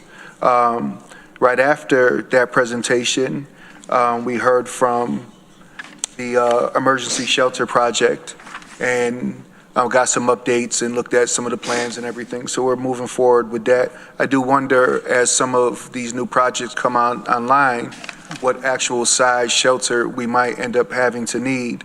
Hopefully, with some support from the county, we'll need a smaller shelter and have people move into long-term housing, transitional housing, which really will start to address our homelessness issue. We had 3 departments present their goals. I was really excited. I think most of us were when Brittany shared that the goals for this year came from the whole department. They came from the staff. It was a group effort. It was a very different conversation that we heard in the past. So it was really exciting to see that that department was moving in that direction. Jenny shared from Whole Health, and they had like 10 goals and a few other things that they were working on. It was just cool to see that type of engagement from our departments. I do have one item on the agenda. Let me get this up here. We have Resolution J, authorization to accept funds, create position, and complete a budget adjustment, crisis alternative response and engagement, the CARE team, licensed clinical therapist, Whole Health Department ID 13854. Seconded by Veronica Pillar. The idea of this is to create a second CARE team in the city. We were given $65,000. The city was giving $65,000 to our outreach program that no longer exists. The city is giving that $65,000 to this CARE team project. Our $65,000 will go to this project, so there would be no additional cost to the county. Jenny wasn't able to be here tonight. If there's any questions, Corsa, myself, and others may be able to help. I'll just pipe in real quick. I absolutely love this CARE team project that we're doing. I mean, it's been so successful on the county end. For legislators that are new, feel free to ask the sheriff to go and do a ride along with our CARE team, because the people that you'll meet, the situations that you'll see, there's just so much that they do that is preventative care, so that we're not dealing with people that are really struggling with mental health issues on the weekends, on the after hours, and just their connection with people that are struggling in our community. They know so many people, and they really try and follow up with them whenever they're working. And so I think in turn it allows people to get the care they need during business hours and not have to go to the emergency room and sit there and be uncomfortable. So, Travis? We, for the last 2 years almost, we've been working with the CARE team that IPD has and the mental health workers from the county. And they come to the lead meetings that I host every other week, law enforcement assisted diversion. And Kristen has been phenomenal. The relationship that they have with the PD, the relationship they have with the community, their ability to connect people with the LEAD program services, give us additional information. I think sometimes we look at outreach and they interact in the moment.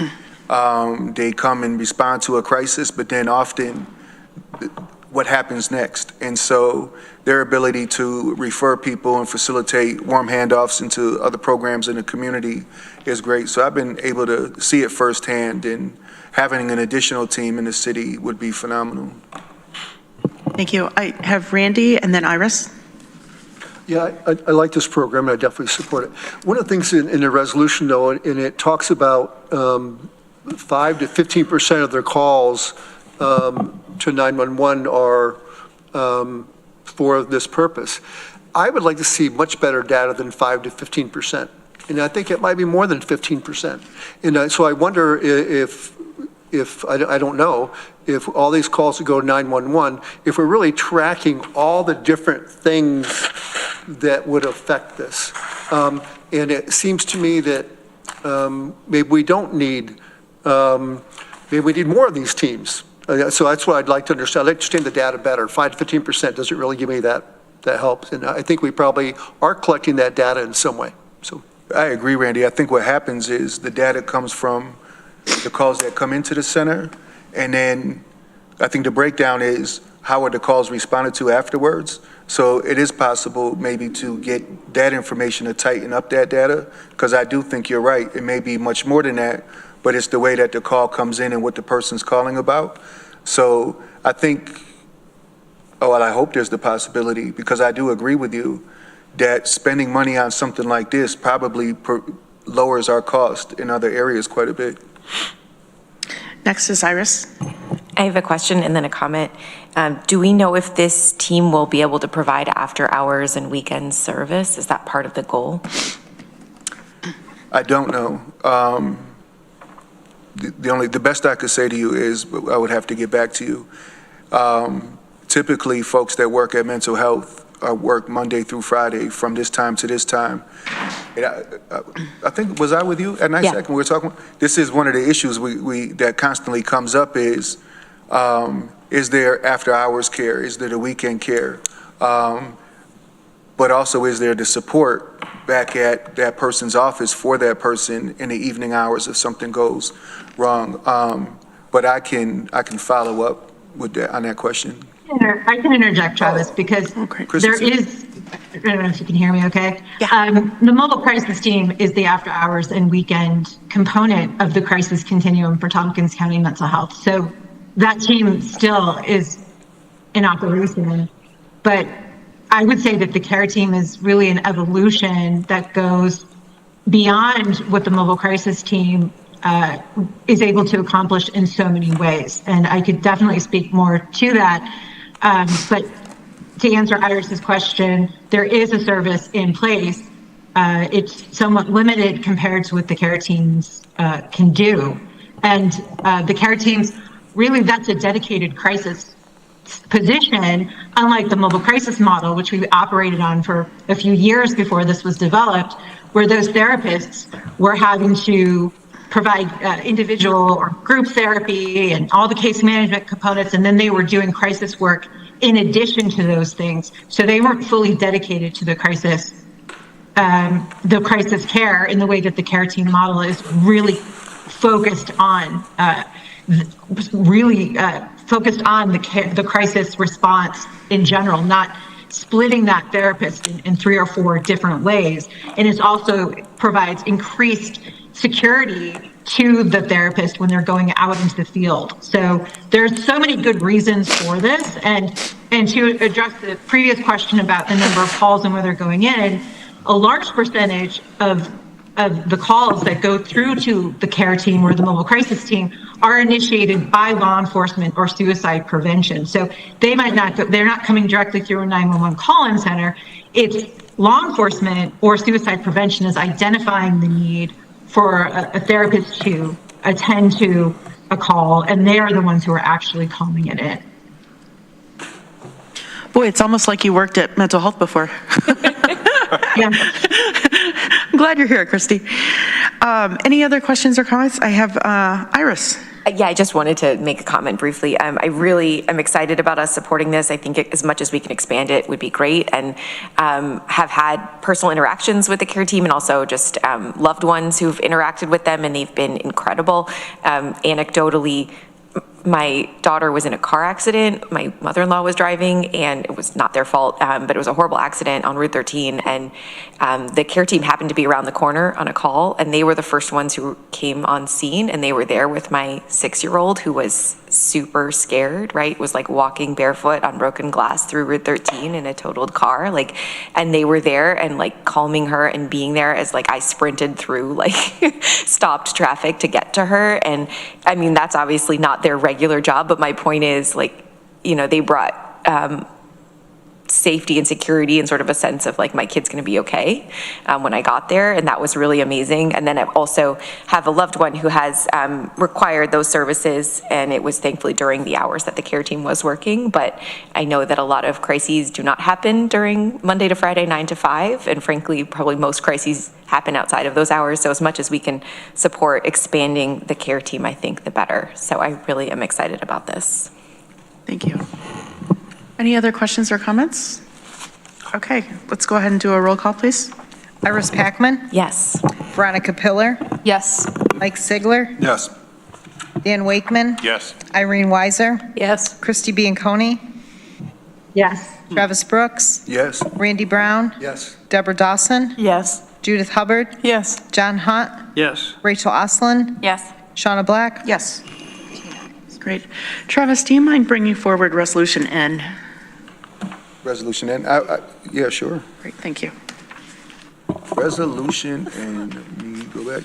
While I'm looking for Resolution N, tomorrow is our first working group meeting for the HSC grant.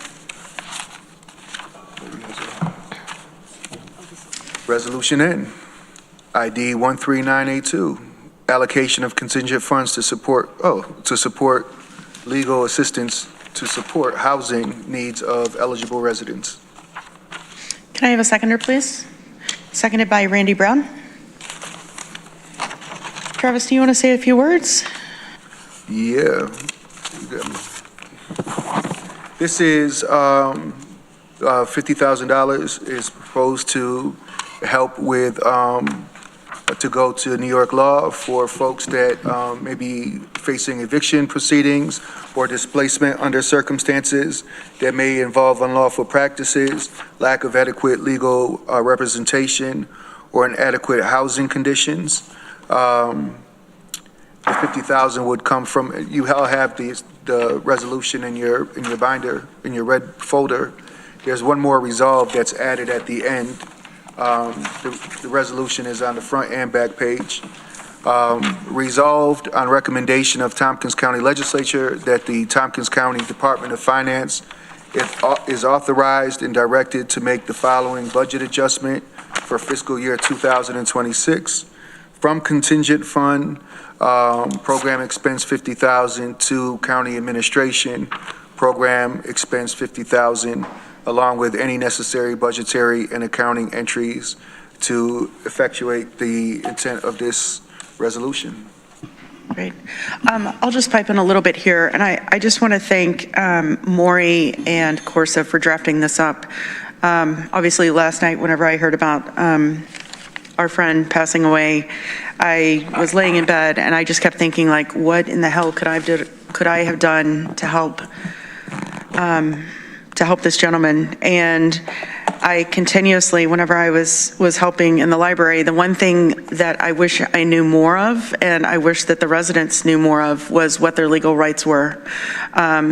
Because we all know that Asteri has a lot of attorneys and a lot of money, and there's probably a situation where they're taking advantage of some of our vulnerable population. And so I wanted to, I was thinking last night, and the only thing that I could think that maybe could offer some assistance to the residents in that building right now is that as they move through that building and figure out where people need to go, there could be people that will need the assistance and need an attorney or a paralegal to talk to, just to be able to know their rights.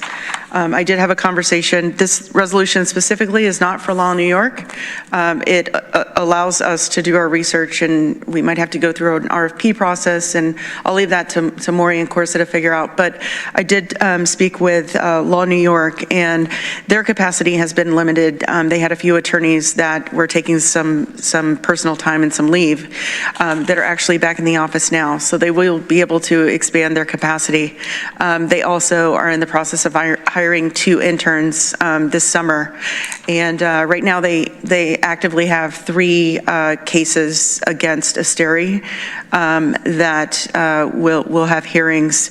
One of them involves 1 individual, one of them involves 12 residents at Asteri, and the other one involves 8 residents at Asteri. This resolution specifically does not talk about representing for the purposes of litigation, and it really is just to offer some assistance. If that ends up being the path that they choose, then we might have to have a different conversation. But I'm at the idea was just to be able to offer some consulting and some answers for some of the residents that are living there. Any questions or comments about the resolution? Mike Sigler? The only question is, do we give Law New York money every year? I thought we did. Yeah, we do. And do we know how much that is? I think do we have Law New York money? I think we do, and I think it's like 30,000. Yeah, I know during COVID we did get some state funding, and we also had some ARPA funding, and for some reason 30,000 comes to mind, and they have had to have some cuts because I want to say that they actually we ended up cutting some of their funding at one point. Okay. I know they had a $25,000 OTR for reentry services that we did not fund. And I'm looking to see the sheet of like, what is the target funding the agencies get, but I don't have it.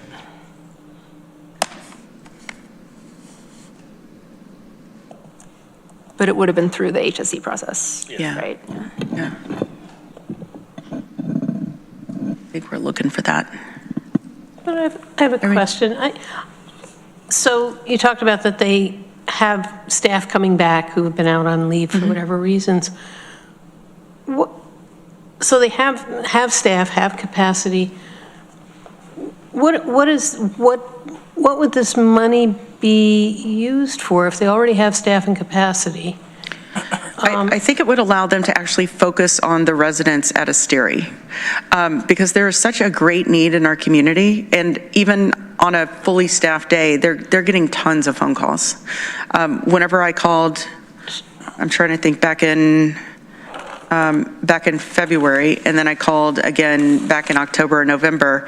I mean, they've had a wait list for a very long time, even with full staff. Yeah, and so are they going to hire some additional temporary people? Or I guess I'm just trying to understand what they need what they would be using the money for. Yeah, they're going to use the money to actually pay for the interns as well as the staff that they need to handle the cases at Asteri. Essentially what they've done before is for each billable hour, they take it off our $50,000. And so it's like a declining balance. You know, if someone comes in and says, hey, I'm from Asteri, they would charge the, $150 per hour and then just do it as a declining balance. It's like a retainer. That's right, yeah. Okay, so it enables them to dedicate services to us over, and so then people with other issues maybe are not getting services then? I mean, this is how it would work, yeah. Yeah. Yep. Okay. I mean, right now, this is such an urgent need. Yeah, I don't question it. I was just trying to logistically figure out whether they're hiring temporary people in or it expands capacity, but what I'm hearing is that it enables them to focus on this and, maybe displaces other work. Yeah. Mike? Just want to ask Maury, so there's no jeopardy? I mean, this sounds more targeted than I thought it would be toward a certain developer, and that doesn't cause a problem? Like it doesn't need to be more generic? It's not specifically targeted toward a specific developer, but that's where the need is at right now that we're addressing. So the terms of the of the resolution are to support legal assistance with respect to the housing needs of eligible residents. The bulk of those eligible residents right now are people displaced from the Esteri. So that's where the urgent need is to expend these funds. Okay, thanks, Mark. Dan Wakeman. Maury, if this isn't targeted to a specific incident or situation, do we need to put time bounds on this?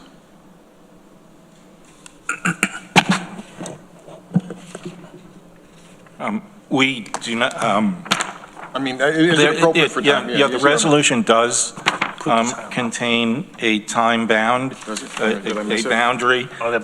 Not explicit, but we are to report to the legislature within 90 days detailing program implementation, fund utilization and outcomes, along with any recommendations for continuation or expansion of the funding. So I think while it's not explicit that there's an expiration date, and I don't know that there needs to be an expiration date, there is anticipation that there would be a report to the legislature within 90 days and a decision made at that point whether to continue it or not. Thank you. I think the other important part of this is that we know people are going to be moving back either over the weekend or over the next few days, is to ensure that we can get this up and running as soon as possible. Because we also know that ODA is going to be in the building probably starting Monday, and that could be the conversation where, you know, people might need to find other housing. And so if we could have, you know, I know this is a quick turnaround, but if we could figure out those services sooner so that people know what their rights are as some of the decision making starts to happen, that would be really helpful.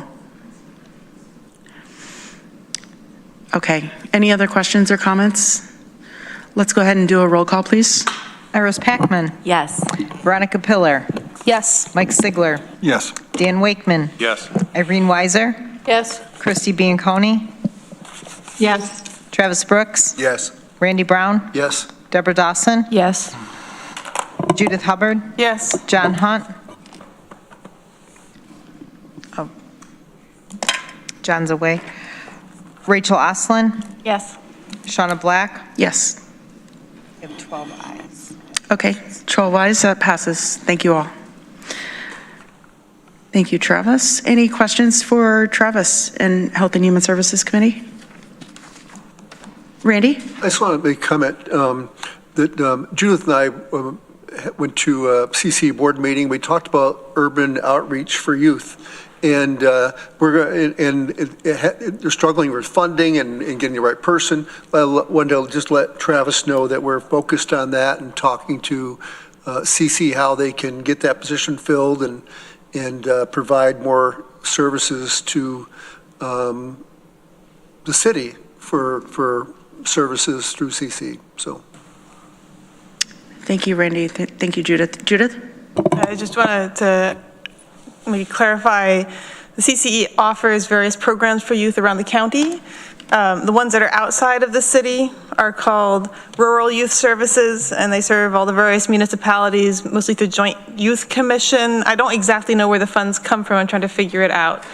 But that involves actually staff at the CCE who run programs. They might be after-school programs or summer programs that youth can sign up for free. They're often centered on outdoors activities and are targeted typically at middle grade youth, which is kind of a difficult age to be for many of these youth. There's not a lot of opportunities, not childcare anymore, right? So this really expands their opportunities. The 4-H Urban Outreach Program existed last year and years before, and it's a person at the CCE who offered those same programs for the city of Ithaca youth, but they cut that position in part because the county cut their funding last year. So they didn't get the match anymore, and the person was leaving, so they took the opportunity to drop that person altogether, which means that the only youth in the city of Ithaca who no longer, or in the county who no longer have access to these kinds of programs through the CCE are those who live in the city of Ithaca. All other youth have access to CCE youth programming. Now, I know there's other programs for city youth through the city, but it seems like a real shame. And it's an opportunity that my children have taken advantage of with great delight in the past, so I'm very sad to see it in jeopardy. Thank you, Judith. Let's see here. It is 8:13. We have 3 member-filed resolutions. Do we want to keep going, or do we want to take a 5-minute break? 5-minute break? Okay, let's do it. We'll resume back at 8:20, 7 minutes.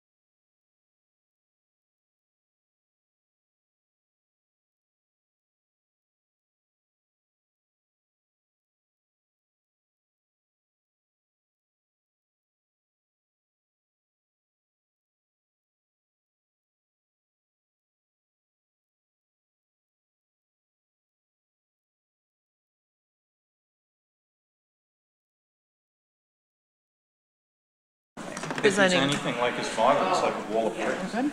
Okay. Hey, welcome. Oh, that's my flashlight. I know. Whoops. Yeah, whenever we get light. Okay, we have 3 member-filed resolutions, and why don't we go with Resolution K? And I will let Legislator Weiser bring this one forward. Sure. So do we need a motion to put it on the floor? Okay. It's already on the, or you will need to put it on the floor. Yeah, it's already added to the agenda, though. All right. So I'll move, and do we look for a second? Is that? Yeah, so you'll say, I would like to move resolution, and then read the title, and then we'll go for a second. All right. Yep. I would like to move Resolution K, ID number 13951, and it's a resolution of the Tompkins County Legislature supporting legislation to address climate change, public health, and energy affordability. Great, thank you. And seconded by John Hunt. And Irene, would you like to tell us about this resolution? Yeah, and in doing so. Oh, wait 1 second, though. Yeah. Dan Wakeman? Yeah, sorry, guys. There is a clause in here that's going to make it appropriate for me to ask to be recused. Okay, great. Would you like to head into my office? Okay. Feel free to steal some of the candy, too. I was going to say, don't eat all the goodies in there, though. Yeah, we're going to count those mini eclairs. Thank you, Dan. Yep. So Veronica asked a question during break, and I think it's probably worthwhile for everybody to understand why are there 2 resolutions that address energy affordability. And so this resolution originally came from the CASE committee, the Climate and Sustainable Energy Advisory Committee. Both of these resolutions were brought to peak, and both of them were sent back to polish them up and to provide more background information. So that's why they became member resolutions. And so in any case, so this first one on climate was from CASE. The other one was really in response to our meeting with NYSEG and, the very real concerns that we all have around affordability. And so the other one was just me writing up on some of the legislation that I knew relates to affordability. But so I'll first speak to this one that addresses climate change issues and basically, give some background about how we are facing the co-occurring problems of both climate crisis and affordability crisis.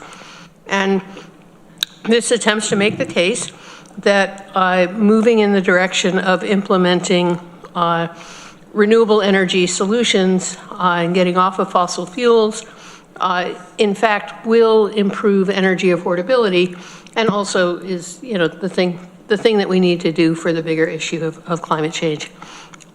And so I provided a memo. I don't know if people had a chance to read it or if you have any questions or how you want to proceed on this. But I don't feel like I need to go through every piece of bill. But if people have questions, I'd be happy to answer. Thank you, Irene. Any questions or comments?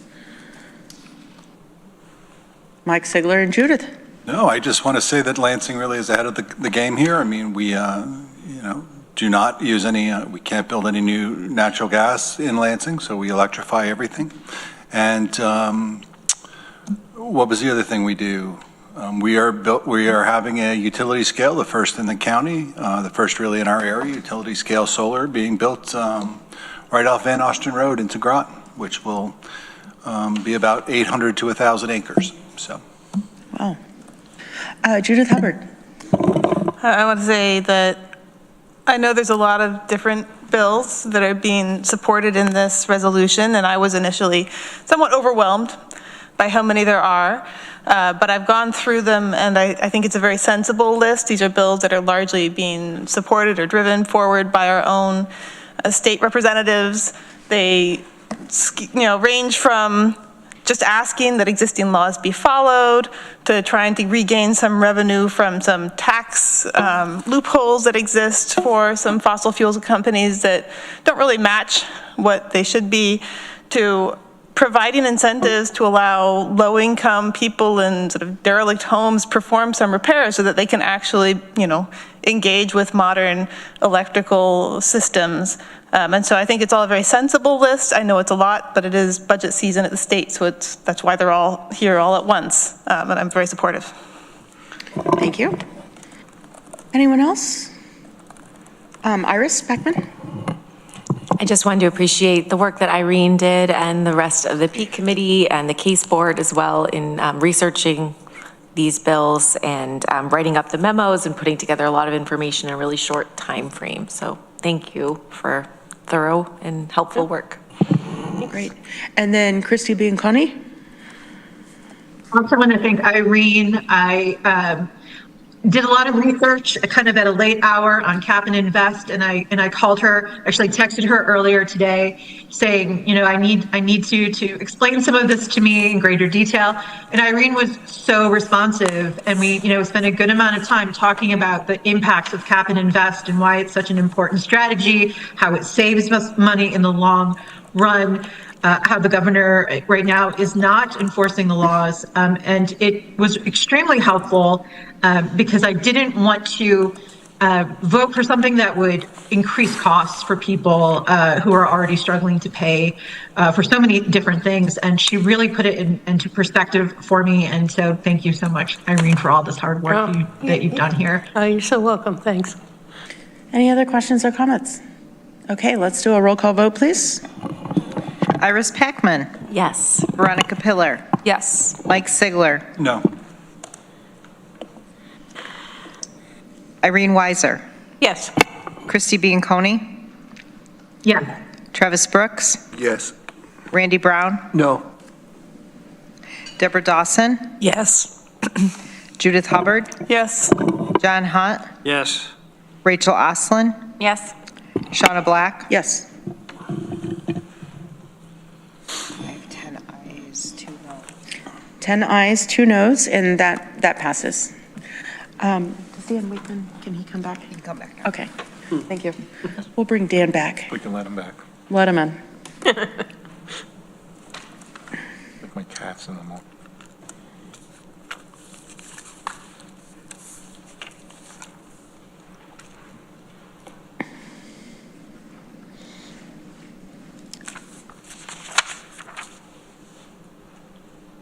We'll just wait a second for Dan. Sure. Okay, Irene, would you like to bring forth your second resolution? Sure. I'd like to move Resolution L with ID number 13952, and it's a resolution of the Tompkins County Legislature supporting reforms that will protect utility ratepayers and improve energy affordability. Can I have a seconder, please? Seconded by Judith Hubbard. Would you like to talk to this resolution? Sure. So this one, again, they both address affordability. The other that we just voted on addressed it from the climate perspective. This more goes after reforms at the Public Service Commission that we'd like to see that will help to rein in utility costs. One in particular that I want to point out is it's sort of a wonky subject called ROE, the return on equity, but it goes very much to the heart of utility profit making. And right now, the ROE gets negotiated behind closed doors. And the changes in ROE and something related to ROE, the equity to debt ratio, can end up costing ratepayers tens, if not $100 million within a single rate case. And the changes that can get made within these negotiations can have enormous impacts for ratepayers. So one of the pieces of legislation that I'm supporting here and hoping that we can all support is to get that from behind closed door and confidential negotiations, and to be using a general financial accounting method to determine what the ROE should be. I'm happy to speak to the others. They all have implications for energy affordability, but probably the biggest one in, the overall general impact is that one on the return of equity. So anyhow, again, I don't want to go through talking about all of these. Those of you who know me, I kind of compare me to a 5-year-old kid who can tell you everything in the world about dinosaurs, but who the hell wants to listen to it all? That's me on energy. That's me on energy. So I know I could go on and on about all of these bills, but instead It took you almost no time to figure that out. I love that you actually say that about yourself, and that we don't have to say that, while you're not around. Yeah. So anyhow, feel free to ask questions, but I won't go on and on. Thank you, Irene. Any questions or comments for Irene? Deborah? Yeah, I just want to thank you for all the work you've done on this. It saves the rest of us from having to know this stuff. But I do think this is kind of a natural follow-up to the meeting we had with our visitors from NYSEG. So thanks for putting this together. Yeah, absolutely. And I do hope we're now moving out of the evidentiary hearing phase. There will be reply briefs and, this is at the NYSEG rate case, so the judges will be reviewing all of this stuff. There will be replies from different parties, and the county will have an opportunity to weigh in on that. And so there will be, I expect, some direct comments with Maury's oversight and with Terry and Haley's hard work to put together comments that will try to influence the outcome from all the evidentiary hearings. But meanwhile, this addresses at a different level. This is, legislation to change how the Public Service Commission functions. Great. Any other questions or comments? Judith Hubbard? Once again, I was a little hesitant the first time I saw it because this resolution was very long.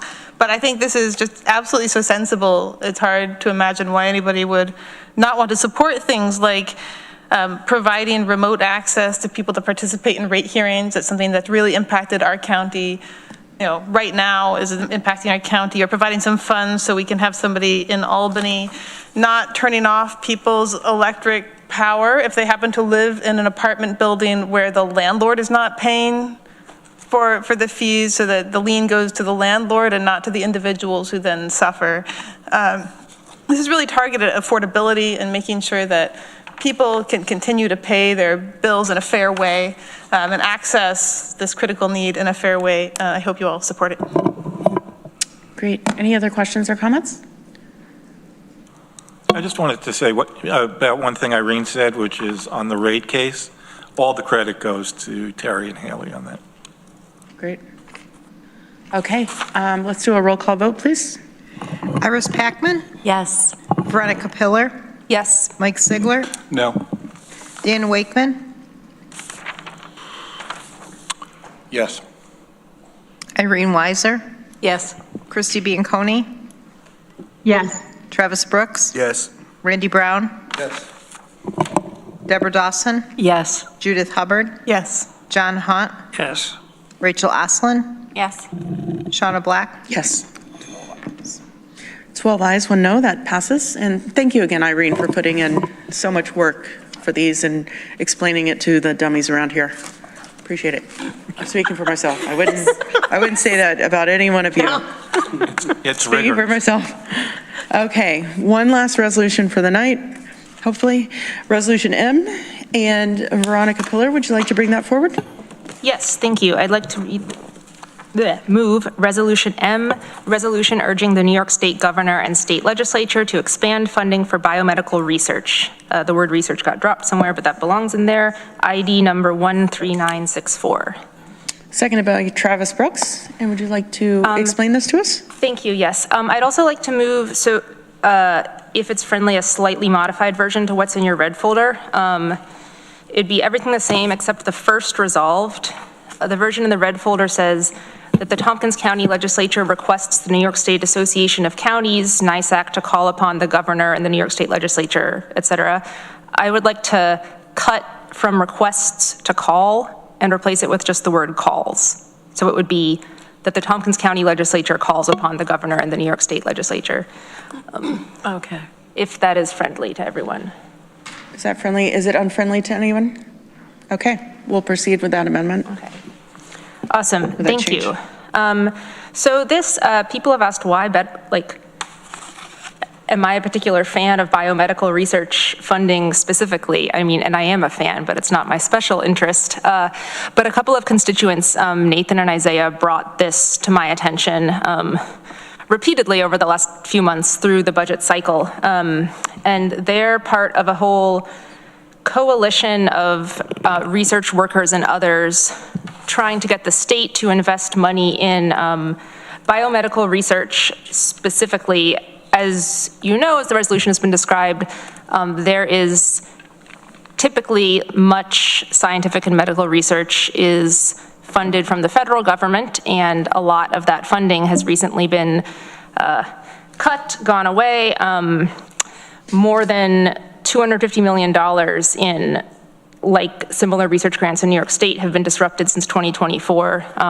It was like 277 million was the number I saw quoted. And because this research is both important for its own sake, and the biomedical research in particular for just both for finding cures and treatments for various diseases, always more is needed, as well as researching into developing vaccines, which is being specifically targeted as opposed to just underfunded.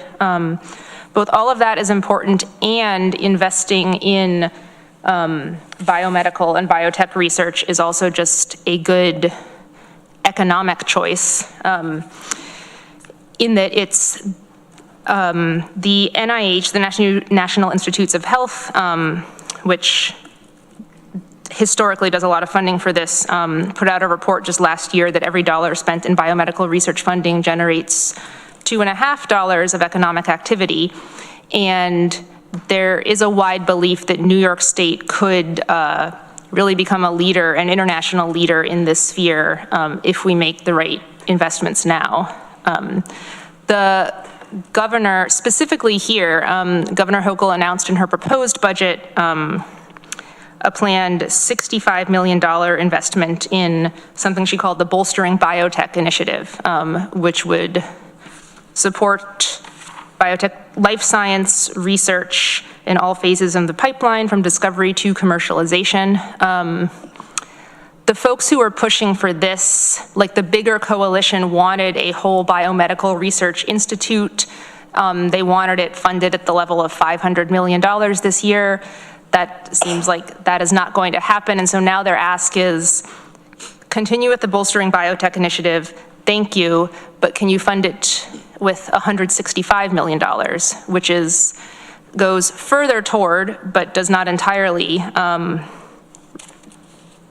fully make up the funding deficit from lack of federal funding. I think on the whole, it is a moderate ask with a really good return on investment for our state. And so I am happy to support it, and I hope that we all can.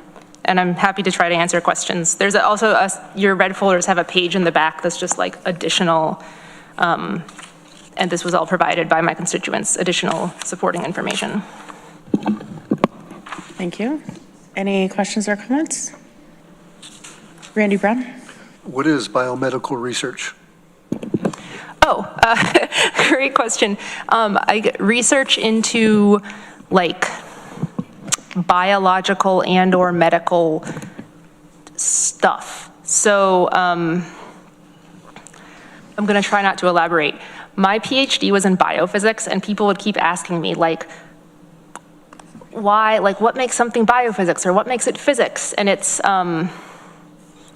in a stretch, you could call it biomedical research.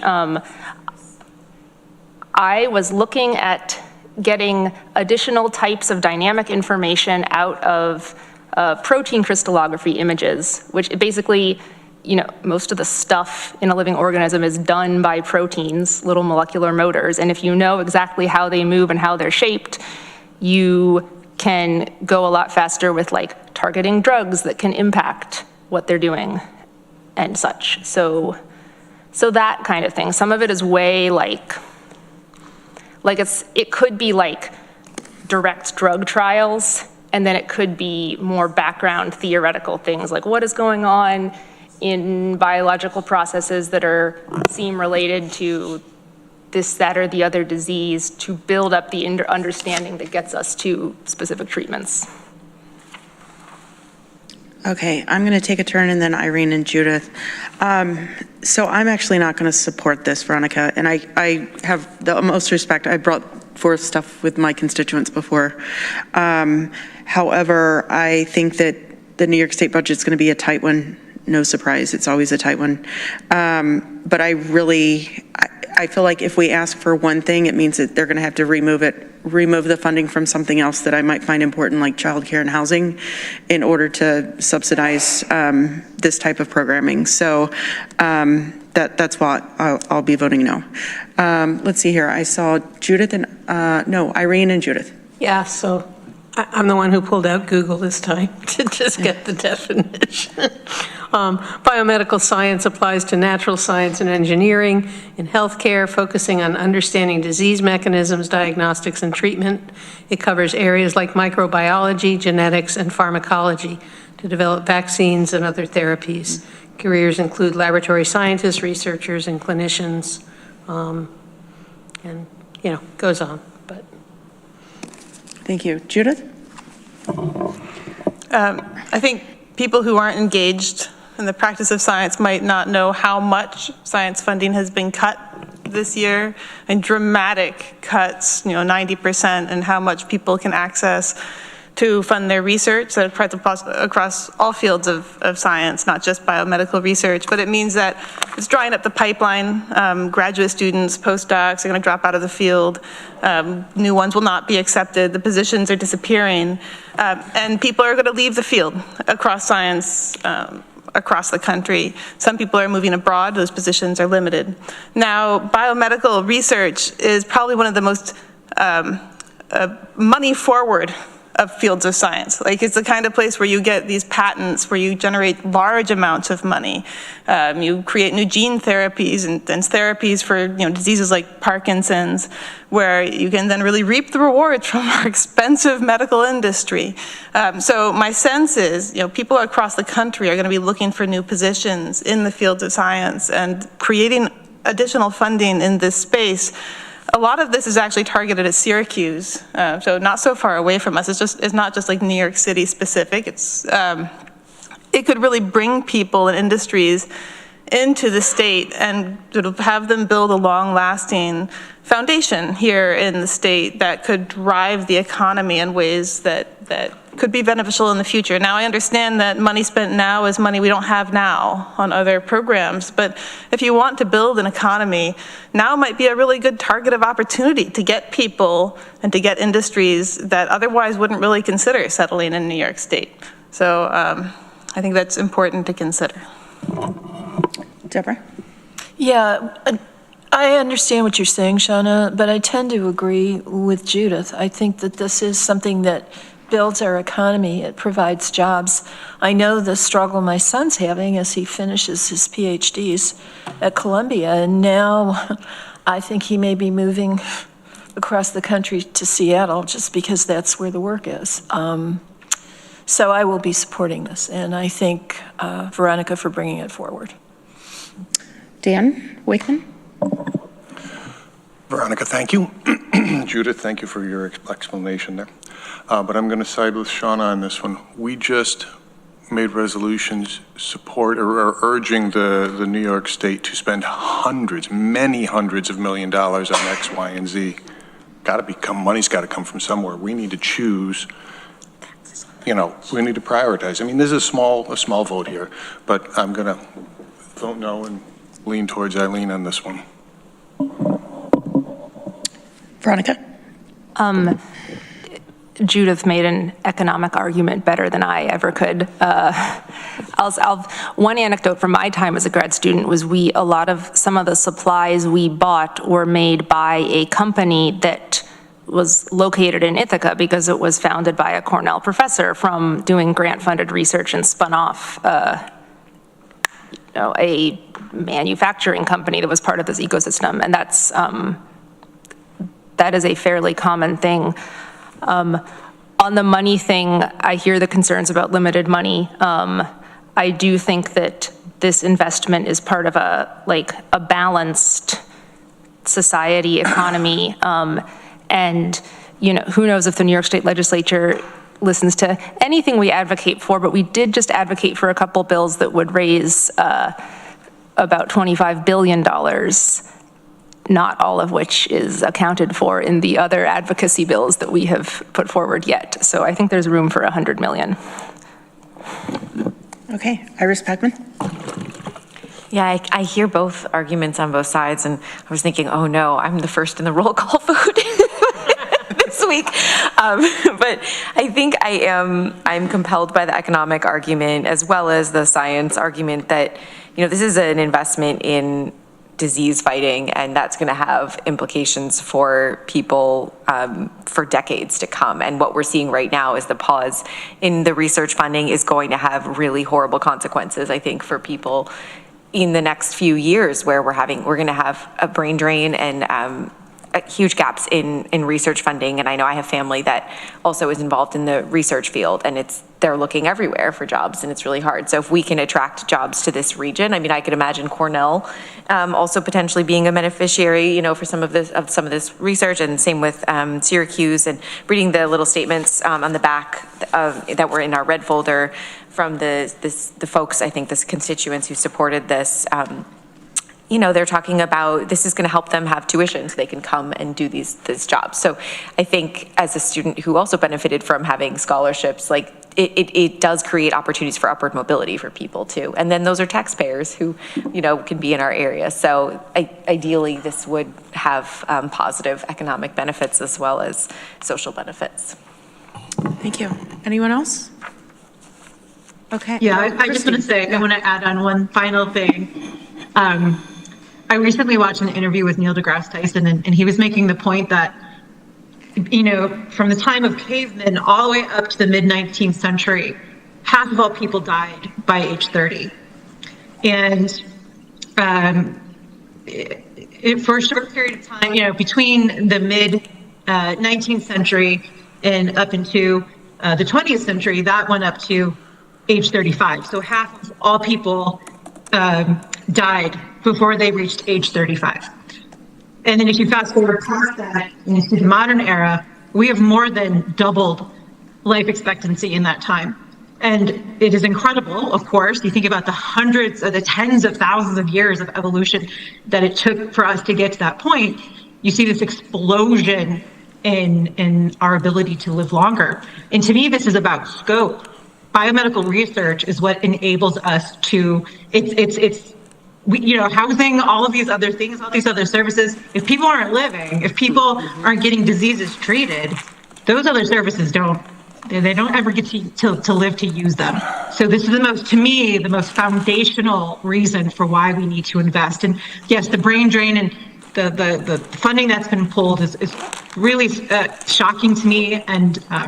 And I think we need to really focus on reversing it. So thank you for bringing this forward. Thank you. Anyone else? Oh, okay, let's go ahead and do a roll call vote. Iris Packman. Yes. Veronica Pillar. Yes. Mike Sigler. No.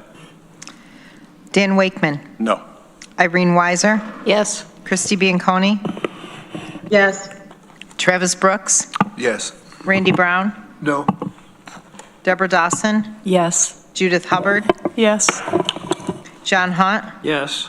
Rachel Oslin. Yes. Shauna Black. No. 9 ayes, it does pass. Okay, 9 ayes, that passes. And let's see here, let's move forward with the minutes of our previous meetings, March 3rd, 2026 and March 9th, 2026. Can I have a mover, please? Moved by Iris, seconded by Rachel.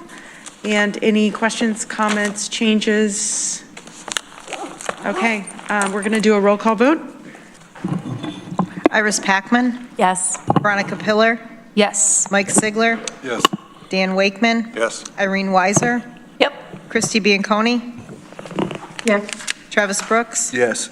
Randy Brown. Yes. Deborah Dawson. Yes. Judith Hubbard. Yes. John Hunt.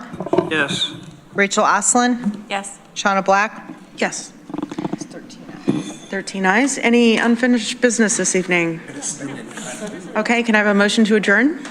Moved by Travis, seconded by Dan Wakeman, and a quick roll call. Iris Packman? Yes. Veronica Pillar? Yes. Mike Sigler? Yeah. Dan Wakeman? Yes. Irene Weiser? Yes. Christy Bianconi? Yeah. Travis Brooks? Yes. Randy Brown? Yes. Deborah Dawson? Deborah Dawson? Yes. Judith Hubbard? Yes. John Hunt? Yes. Rachel Oslin? Yes. Shauna Black? Yes. Okay, we're adjourned. We would